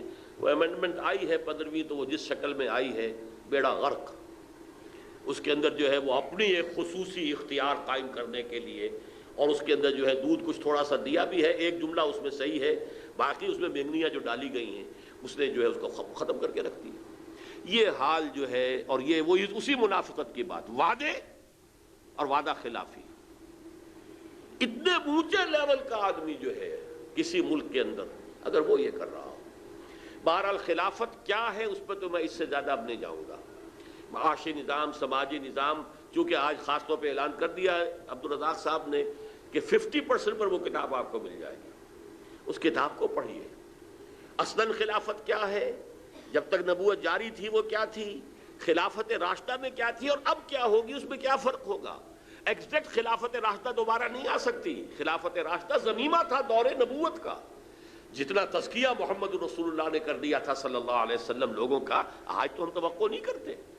وہاں لائف لانگ خلافت تھی، اور خلیفہ کے جتنے اختیارات تھے اس پہ کوئی چیکس اینڈ بیلنسز نہیں تھے. یہ چیزیں تو ہم آج نہیں کر سکتے.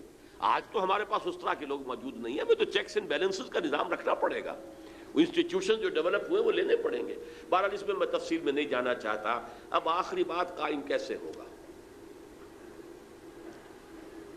دیکھیے، سب سے پہلی بات تو یہ کہ ایک لفظ توبہ. یا ایھا الذین آمنوا توبوا الی اللہ توبۃ نصوحا. اے ایمان والو، توبہ کرو اللہ کی جناب میں، لیکن خلوص کے ساتھ، اخلاص کے ساتھ. اور یہ توبہ اشخاص سے، افراد سے شروع ہوگی. افراد کے ہاتھوں میں ہے اقوام کی تقدیر. ہر فرد ہے ملت کے مقدر کا ستارہ. یہ افراد توبہ کریں گے. اور توبہ کا مطلب کیا ہے؟ دیکھیے، کل کی کل شریعت پر نہ میں عمل کر سکتا ہوں نہ آپ کر سکتے ہیں. شریعت میں تو یہ بھی ہے کہ چور کا ہاتھ کاٹو، نہ میں کاٹ سکتا ہوں نہ آپ کاٹ سکتے ہیں جب تک کہ نظام نہیں بدلے گا۔ لیکن جتنی شریعت پر آج میں عمل کر سکتا ہوں، چاہے نکو بن جاؤں، معاشرے میں وہ کہیں دقیانوسی ہے، لیکن شریعت پر عمل کرنا ممکن ہو، اس پر عمل کرنا لازماً ضروری ہے، تب توبہ صحیح ہوگی۔ ورنہ وہ توبہ یہ نہیں ہے کہ آپ نے تارڑ صاحب نے جیسے کہا تھا کہ ایک یوم توبہ منا لو، کوئی توبہ کی تسبیحیں کرنے سے توبہ نہیں ہوتی۔ اپنی معاشرت، اپنی معاش سے جو ہمارا دائرہ ہے، جو چیزیں خلاف اسلام میں نکال باہر کرو، یہ توبہ کی شرط لازم ہے۔ یہ توبہ، توبوا الی اللہ توبۃ نصوحا۔ اور اب میں اس میں 3 کا ذرا پہاڑا پڑھوں گا آپ کے سامنے، 3 آیتیں سورہ آل عمران کی، 102، 103، 104۔ سہ نکاتی پروگرام، میری کتاب بھی موجود ہے اس پر، امت مسلمہ کے لیے سہ نکاتی پروگرام۔ پہلا کیا ہے؟ یا ایھا الذین آمنوا اتقوا اللہ حق تقاتہ ولا تموتن الا وانتم مسلمون۔ پہلے تو افراد خود اللہ کا تقوی اختیار کریں، اور وہ مسلمان ہوں، عملاً مسلمان، وہ مسلمان جس کے لیے اقبال نے کہا ہے چمی گویم مسلمانم بے لرزم کہ دانم مشکلات لا الارا۔ وہ مسلمان ہوں۔ جب تک یہ نہیں ہوگا کچھ نہیں ہوگا، نعروں سے، جلوسوں سے، جلسوں سے، دھرنوں سے کچھ نہیں ہوگا۔ آپ ڈسٹیبلائز کر دیں گے کسی گورنمنٹ کو، کوئی ہنگامہ ہو جائے گا، ہو سکتا ہے حکومت ختم ہو جائے، کسی کی بساط لپٹ جائے، کوئی اور بساط کھل جائے، چہرے بدل جائیں۔ جب تک افراد کے اندر، اشخاص جب تک تیار نہیں ہوں گے، افراد جب تک نہیں ہوں گے کہ جو شریعت پر کاربند ہوں۔ نمبر 2 نقطہ کیا ہے؟ وَاعْتَصِمُوا بِحَبْلِ اللَّهِ جَمِيعًا وَلَا تَفَرَّقُوا۔ ایک بات میں اور عرض کر دوں آپ سے، وہ ایک بڑی پرانی نظم ہے، دولت ہست کے یابی سر راہ گاہے، تے شود جلوہ 100 سالہ بآہ گاہے، زیادہ 100 سالہ بآہ۔ کبھی ایسا بھی ہوتا ہے، کوئی اچانک بھی کوئی چیز ہو جاتی ہے، اللہ تعالیٰ کی طرف سے کوئی شکل ہو جائے۔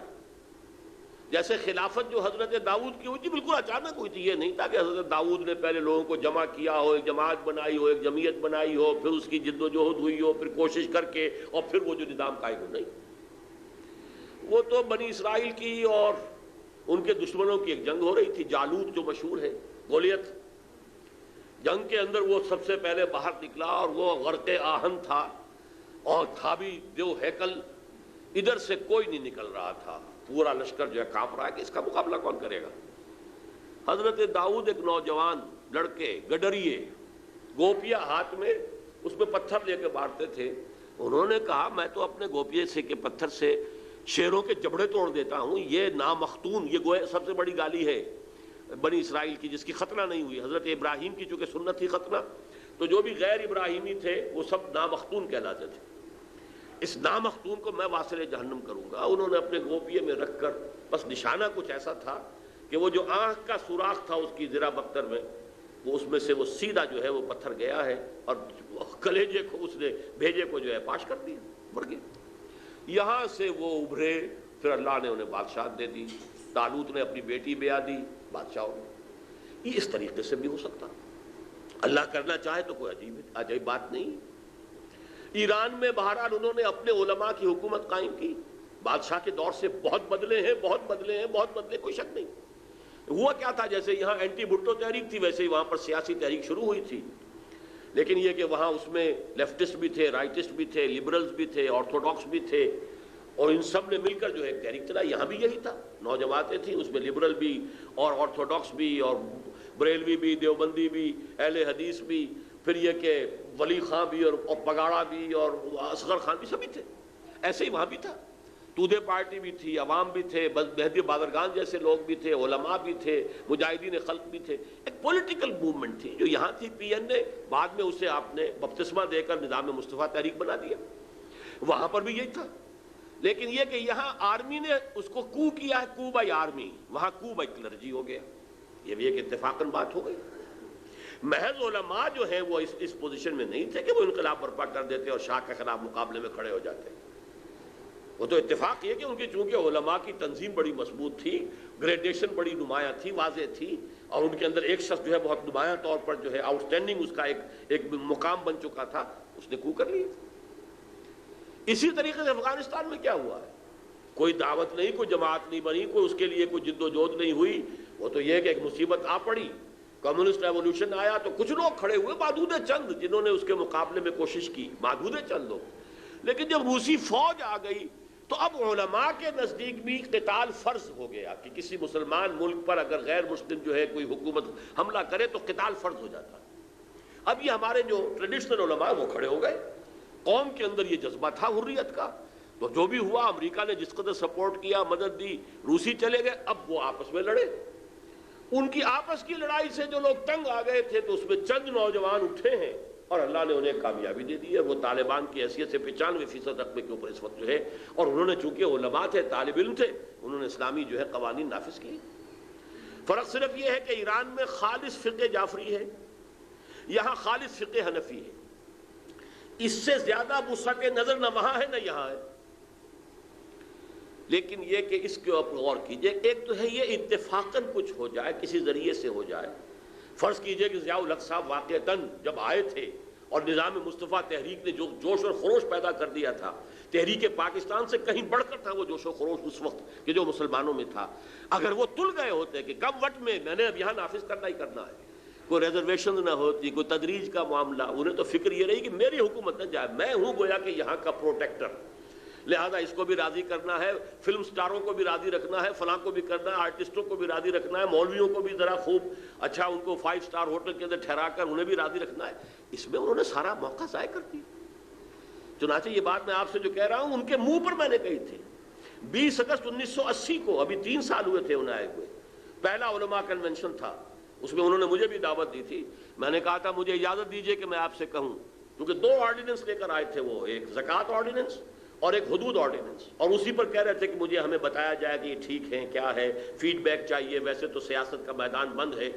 میں نے کہا سب سے پہلی بات جو میں کہنا چاہوں گا، مجھے اجازت دیجئے کہ آپ نے نظام مصطفیٰ تحریک کی ساری سٹیم آؤٹ کر دی. 3 سال گزار دیے آپ نے، جو اصل وقت تھا کام کرنے کا وہ آپ نے جو ہے گزار دیا، وہ تو سٹیم ہی نکل گئی. اب آپ کی چیزیں جو ہے اس کی مخالفت میں لوگ کھڑے ہو جائیں گے، اور ہو گئے. اہل تشیع نے 50,000 نے جا کے گھیراؤ ڈال لیا، اور یہ کہ ہم زکوٰۃ نہیں دیں گے، زکوٰۃ سے ایگزم کیے جائیں. شیعہ سنی کا فرق ڈال دیا، بے شمار سنیوں کو شیعہ بننے کا جو ہے راستہ کھول دیا.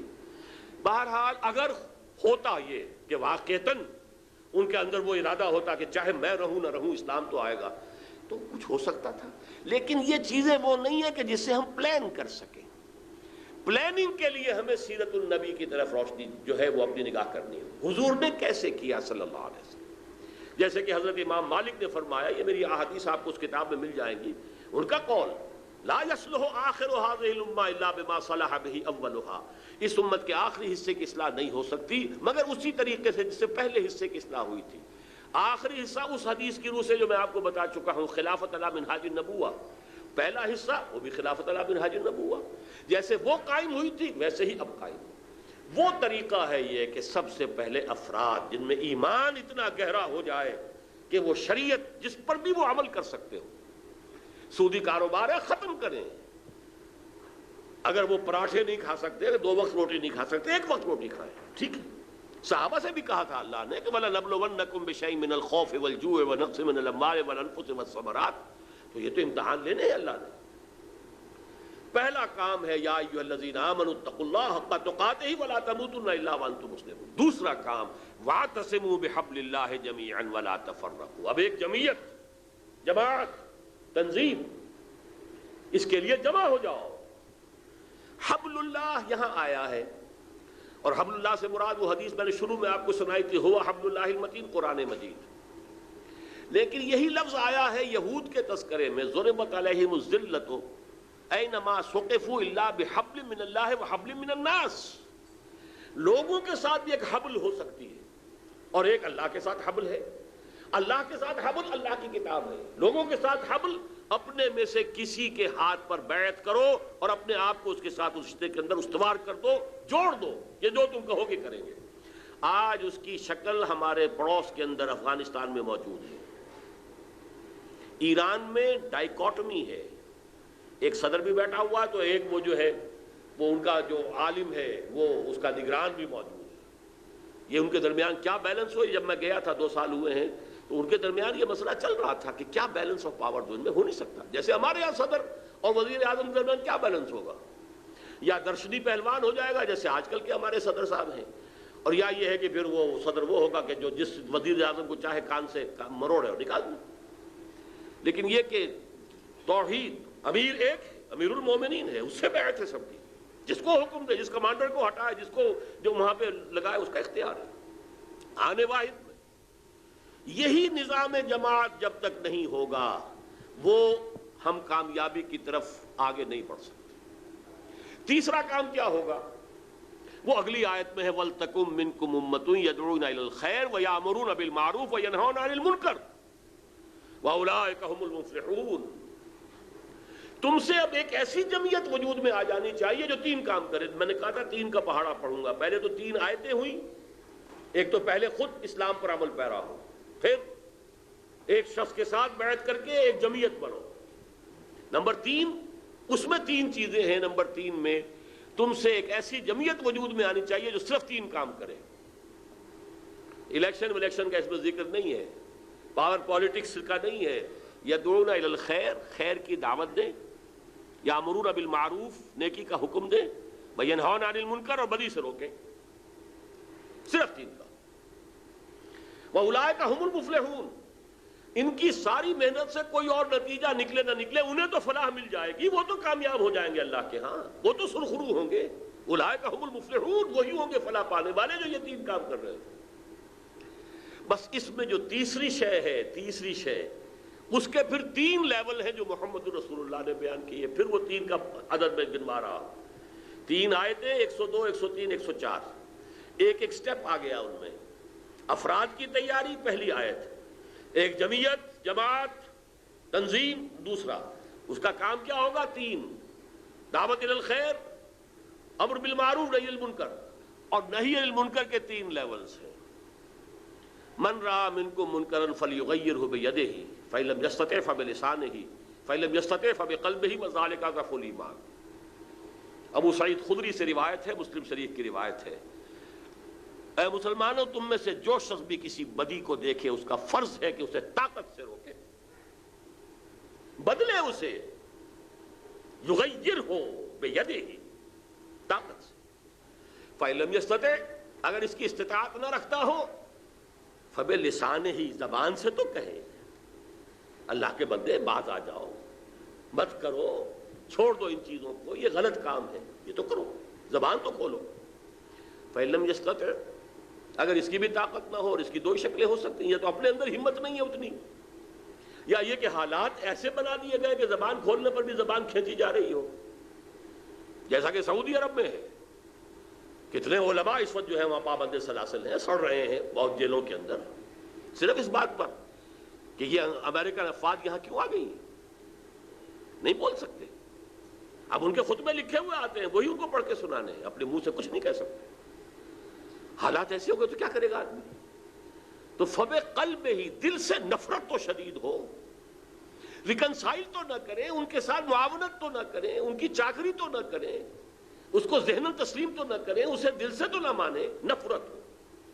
اور فرمایا وَذَلِكَ أَضْعَفُ الْإِيمَانِ، یہ ایمان کا کمزور ترین درجہ ہے۔ بس اسی میں وہ آخری سٹیج بھی ہے۔ اب ایسی جو بھی جمعیت ہو، ہم نے اللہ کا نام لے کر تنظیم اسلامی کے نام سے ایک ایسی جمعیت ہم بنا رہے ہیں، اللہ کرے کہ وہ معتدبے ہو جائے، اتنی بڑی ہو جائے۔ ابھی تو ہم یہ کہ کہتے ہیں بھائی یہ نہ کرو اور یہ کرو، دیکھو خدا کے لیے باز آ جاؤ، یہ کام نہ کرو۔ ہم نے کافی وقت لگایا ہے، پیسے خرچ کیے ہیں، محنتیں کی ہیں، ان کے ہاتھ ان کے سامنے خوش آمدیں بھی کی ہیں۔ جب میں جا کر ملا ہوں، میرے آنکھوں میں آنسو بھی آ گئے تھے۔ میں نے کہا تھا میاں نواز شریف صاحب، آپ کو نہیں پتا یہ ملک کیسے بنا ہے، یہ ہمیں معلوم ہے۔ جو 20 دن میں پیدل چل کر حصار سے سلیمان کی ہڈوک پہنچے، انہیں پتا ہے یہ ملک کیسے بنا تھا، اور ہر قدم پر آگ اور خون کے دریا تھے، ہر لحظہ حملے کا خطرہ تھا کہ ابھی سکھوں نے حملہ کیا اور ابھی ہندوؤں نے حملہ کیا، اور وہ تو اللہ نے بچانا تھا اس قافلے کو۔ 95,000 کا قافلہ تھا، بلیالی سے شروع ہوا تھا، ضلع حصار کا، راجپوتوں کا ایک گاؤں، وہاں سے شروع ہو کر حصار سے بھی کچھ لوگ شامل ہو گئے، میرے والد صاحب بھی، وہ اس میں گڈھا خرید کر ہم شامل ہو گئے۔ 10 میل لمبا تو گڈھے کی قطار بنتی تھی اس کی، اور روزانہ 10 میل کا اس کا فاصلہ تھا۔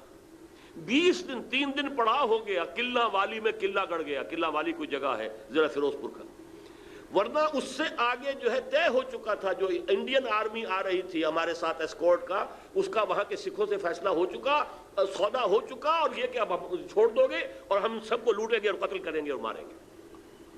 اللہ کا کرنا ایسا ہوا 3 دن وہاں پڑا اور پاکستانی فوج وہاں پہنچ گئی، اس نے چارج لے لیا۔ انہیں پتا نہیں تھا کہ اسکورٹ بدل گئی، انہوں نے حملہ کیا، پھر جو ان کی پٹائی ہوئی اللہ نے بچایا، ورنہ پورے قافلے کٹے ہیں، ختم ہوئے، پوری ٹرینیں آئی ہیں کہ کوئی سسکتا ہوا تڑپتا ہوا ایک آدمی جو ہے اس پوری ٹرین کے اندر سے بچا ہوا آیا ہے، باقی سب کی ٹرین ختم ہوئی۔ پاکستان اس طرح بنا تھا، میرے آنکھوں میں آنسو آ گئے تھے۔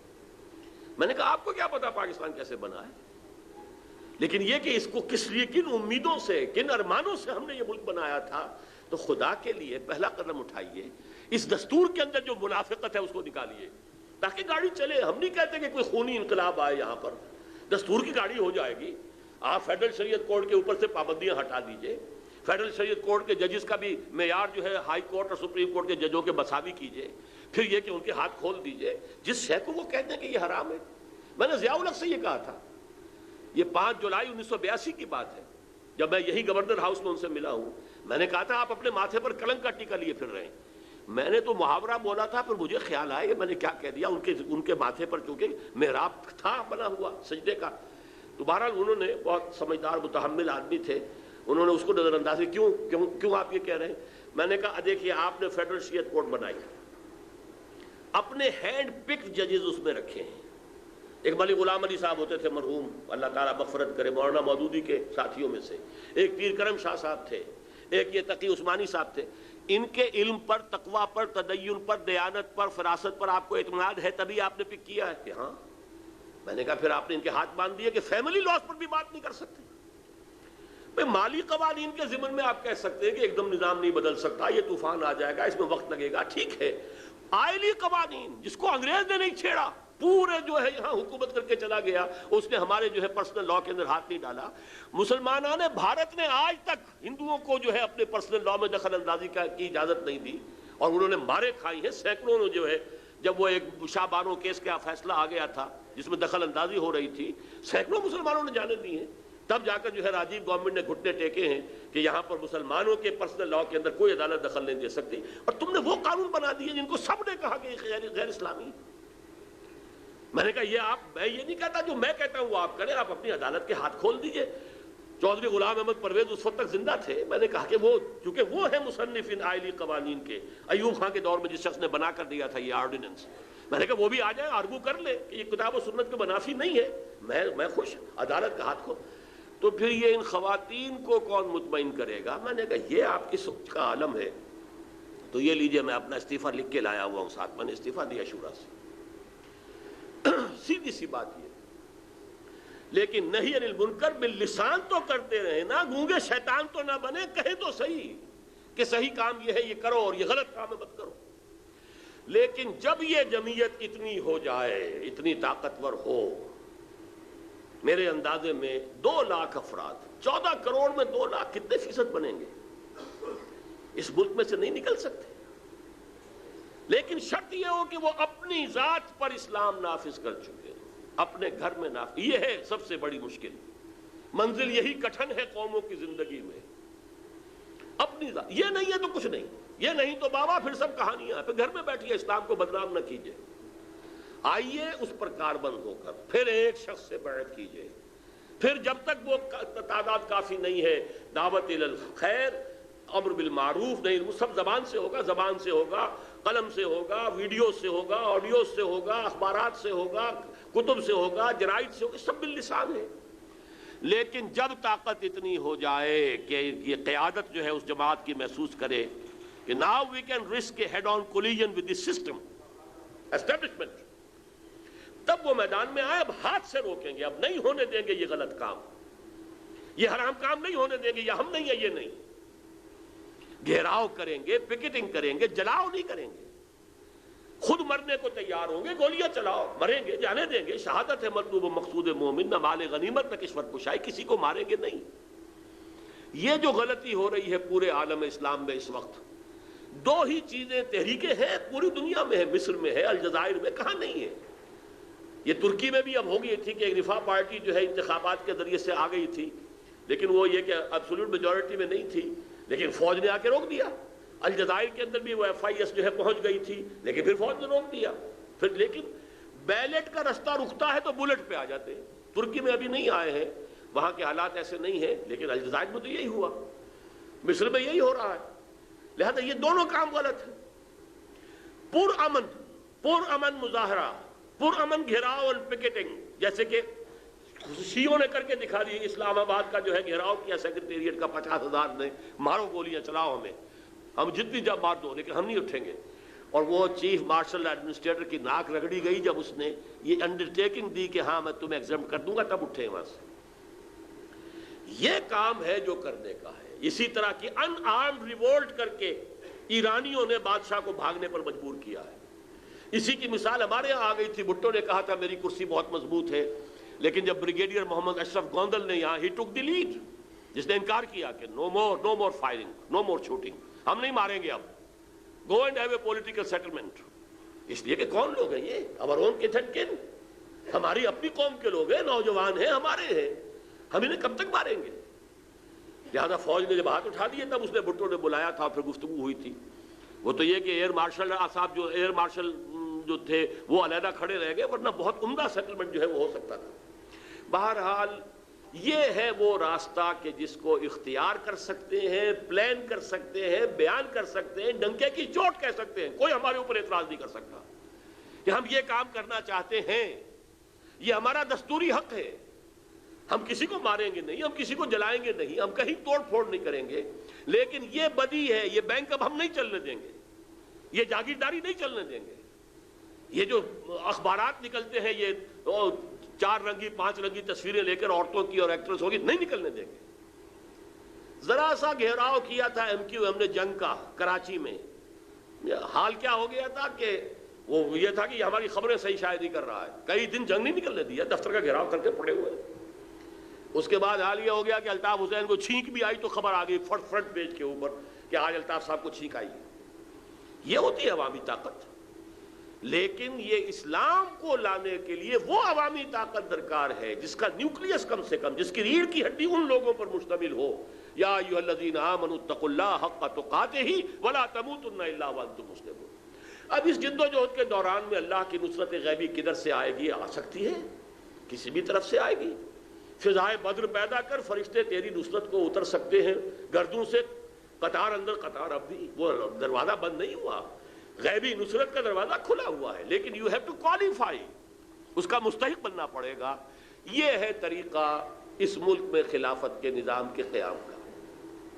اللہ تعالیٰ مجھے بھی اس کی ہمت دے، آپ کو بھی ہمت دے، لیکن سب سے پہلے فرد کو بدلنا ہے، اپنے آپ کو بدلنا ہے، اپنی زندگی کے اندر انقلاب لانا ہے، توبہ کرنی ہے اللہ کی جناب میں جو توبۃ النصوح ہو۔ پھر ٹھیک ہے آپ جماعت تلاش کریے، اگر مجھ پر اعتماد نہیں ہے، جہاں جس جماعت کے ساتھ بھی آپ کو، اس کے طریقہ کار کو دیکھیے، اس کی قیادت کو دیکھیے، لگ جائیے کسی نہ کسی جماعت کے ساتھ تاکہ وہ دین کی اقامت کی جد و جہد سے آپ فارغ نہ ہو، کوئی شخص بھی اس سے محروم نہ رہ جائے، اس لیے کہ یہ اس کے ایمان کا تقاضا ہے۔ اقول قولی ھذا واستغفر اللہ لی ولکم ولسائر المسلمین والمسلمات۔ Dream of Pakistan, Jinnah's dream of Pakistan was a civilized, modern, democratic and tolerant society۔ بات صحیح ہے، لیکن صرف یہ ہے کہ آپ ڈاکٹر ہیں، ذرا اس بات کو سمجھ لیجئے کہ ایک ہے سمٹمز، ایک ہے ڈیزیز۔ یہ سمٹم تو میں نے گنوائے ہیں کہ قوم جو ہے منافقت باہمی، نفاق باہمی کا شکار ہو گئی ہے، میں نے گنوائے ہیں۔ وجہ کیا ہے؟ جو ریزان دیترے اس ملک کا تھا، واحد وجہ جواز جو اس ملک کے لیے تھی، ادھر ہم نے پیش رفت نہیں کی۔ لہذا جہاں ویکوم ہوتا ہے تو ویکوم کے اندر تو پھر طوفان آتے ہیں، آندھی آتی ہے۔ اگر ہمارا جو ہے اس مقصد کی طرف فیصلہ کن انداز میں پیش رفت ہوتی، یہ افتراق اور انتشار ہوتا ہی نہ۔ اور اچھی طرح سمجھ لیجئے 1947 تک ہندو کو میں نے مانا ہے کہ ہم سے زیادہ تعلیم یافتہ، زیادہ سرمایہ دار، لیکن کندھے سے کندھا ملا کر ہم نے قیادت دی ہے ہندوستان کے اندر، مسلمانوں نے برابر کی قیادت تھی۔ اس صدی کے آغاز میں تو قیادت تھی ہی مسلمانوں کی، لیکن یہ کہ اس کے بعد بھی ظاہر بات ہے کہ ہندو کی اتنی بڑی جو طاقت تھی اس کا مقابلہ کیا ہے۔ ہمارے یہاں انٹلیکچوئلز کوئی کم نہیں تھے، ہمارے یہاں علامہ اقبال جیسی شخصیتیں پیدا ہوئی ہیں، پورے یونیورسلی ایکنالجڈ ہیں۔ آج جو ہمارا قید و رجال ہو گیا اس کی وجہ یہ ہے کہ ہم اس سے چلے نہیں ہیں، جس کی وجہ سے یہ ساری چیزیں جو ہیں یہ بالکل جو ہے مرجھا کر رہ گئی۔ حضرات کی ایک اعلان بھی سن لیجیے. آج کی تقریر کے کیسٹس، آڈیو کیسٹس تیار ہو گئے ہیں. جو حضرات بھی لینا چاہیں باہر کے مکتبے پر دستیاب ہیں، وہ وہاں سے حاصل کر سکتے ہیں.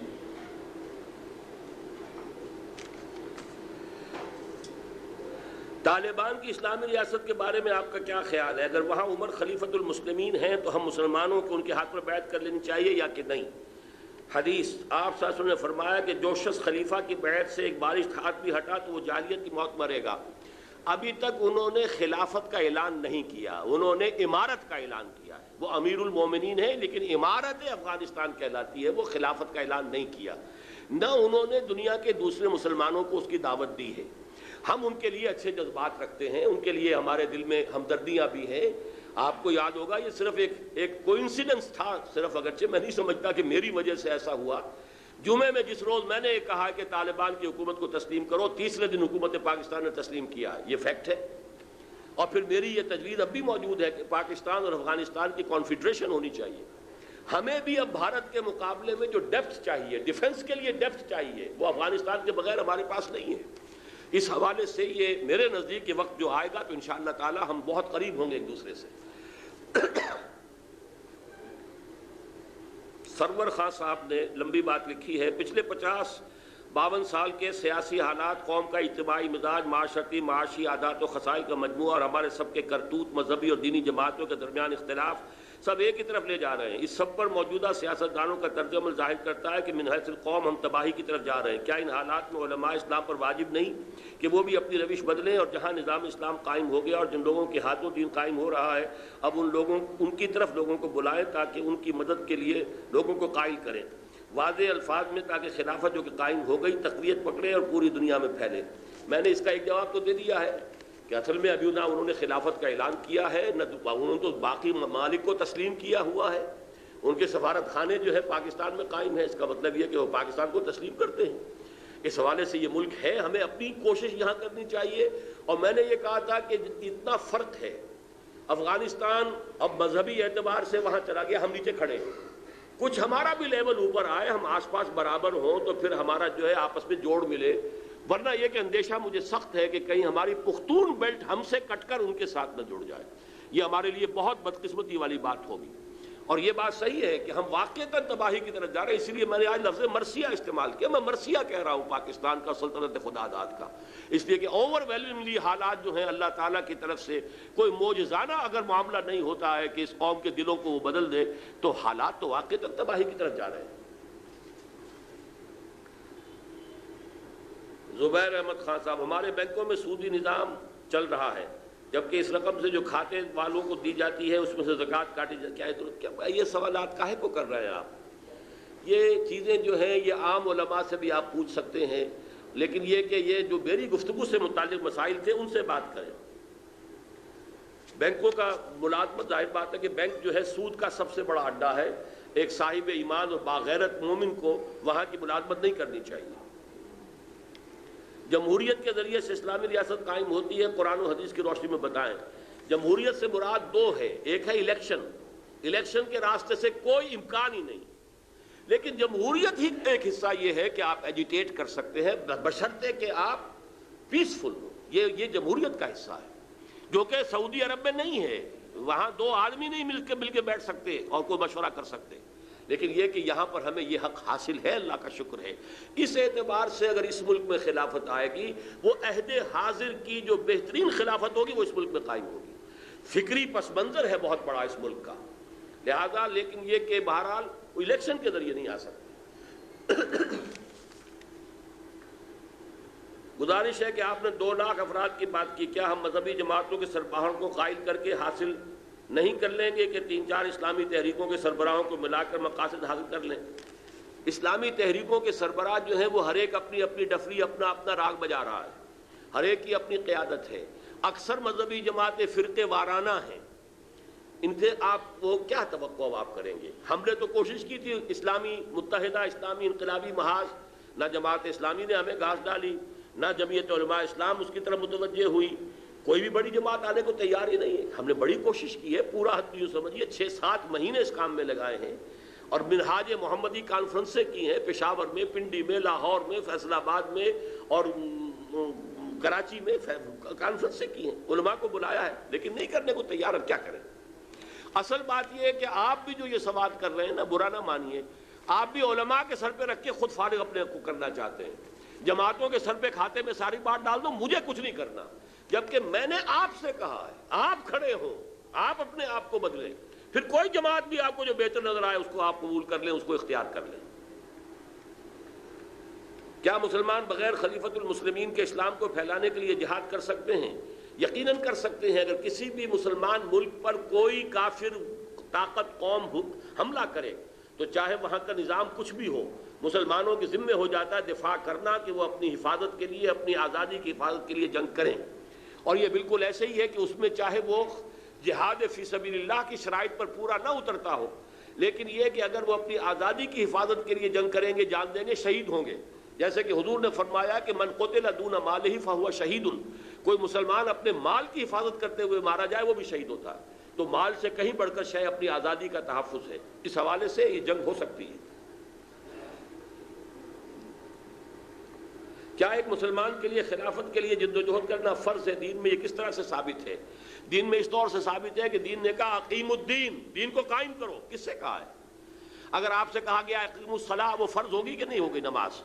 نماز قائم کرو، فرض ہو گئی یا نہیں؟ سورہ شورى میں فرمایا آیت نمبر 13 میں اقیم الدین، دین کو قائم کرو، فرض ہو گیا کہ نہیں؟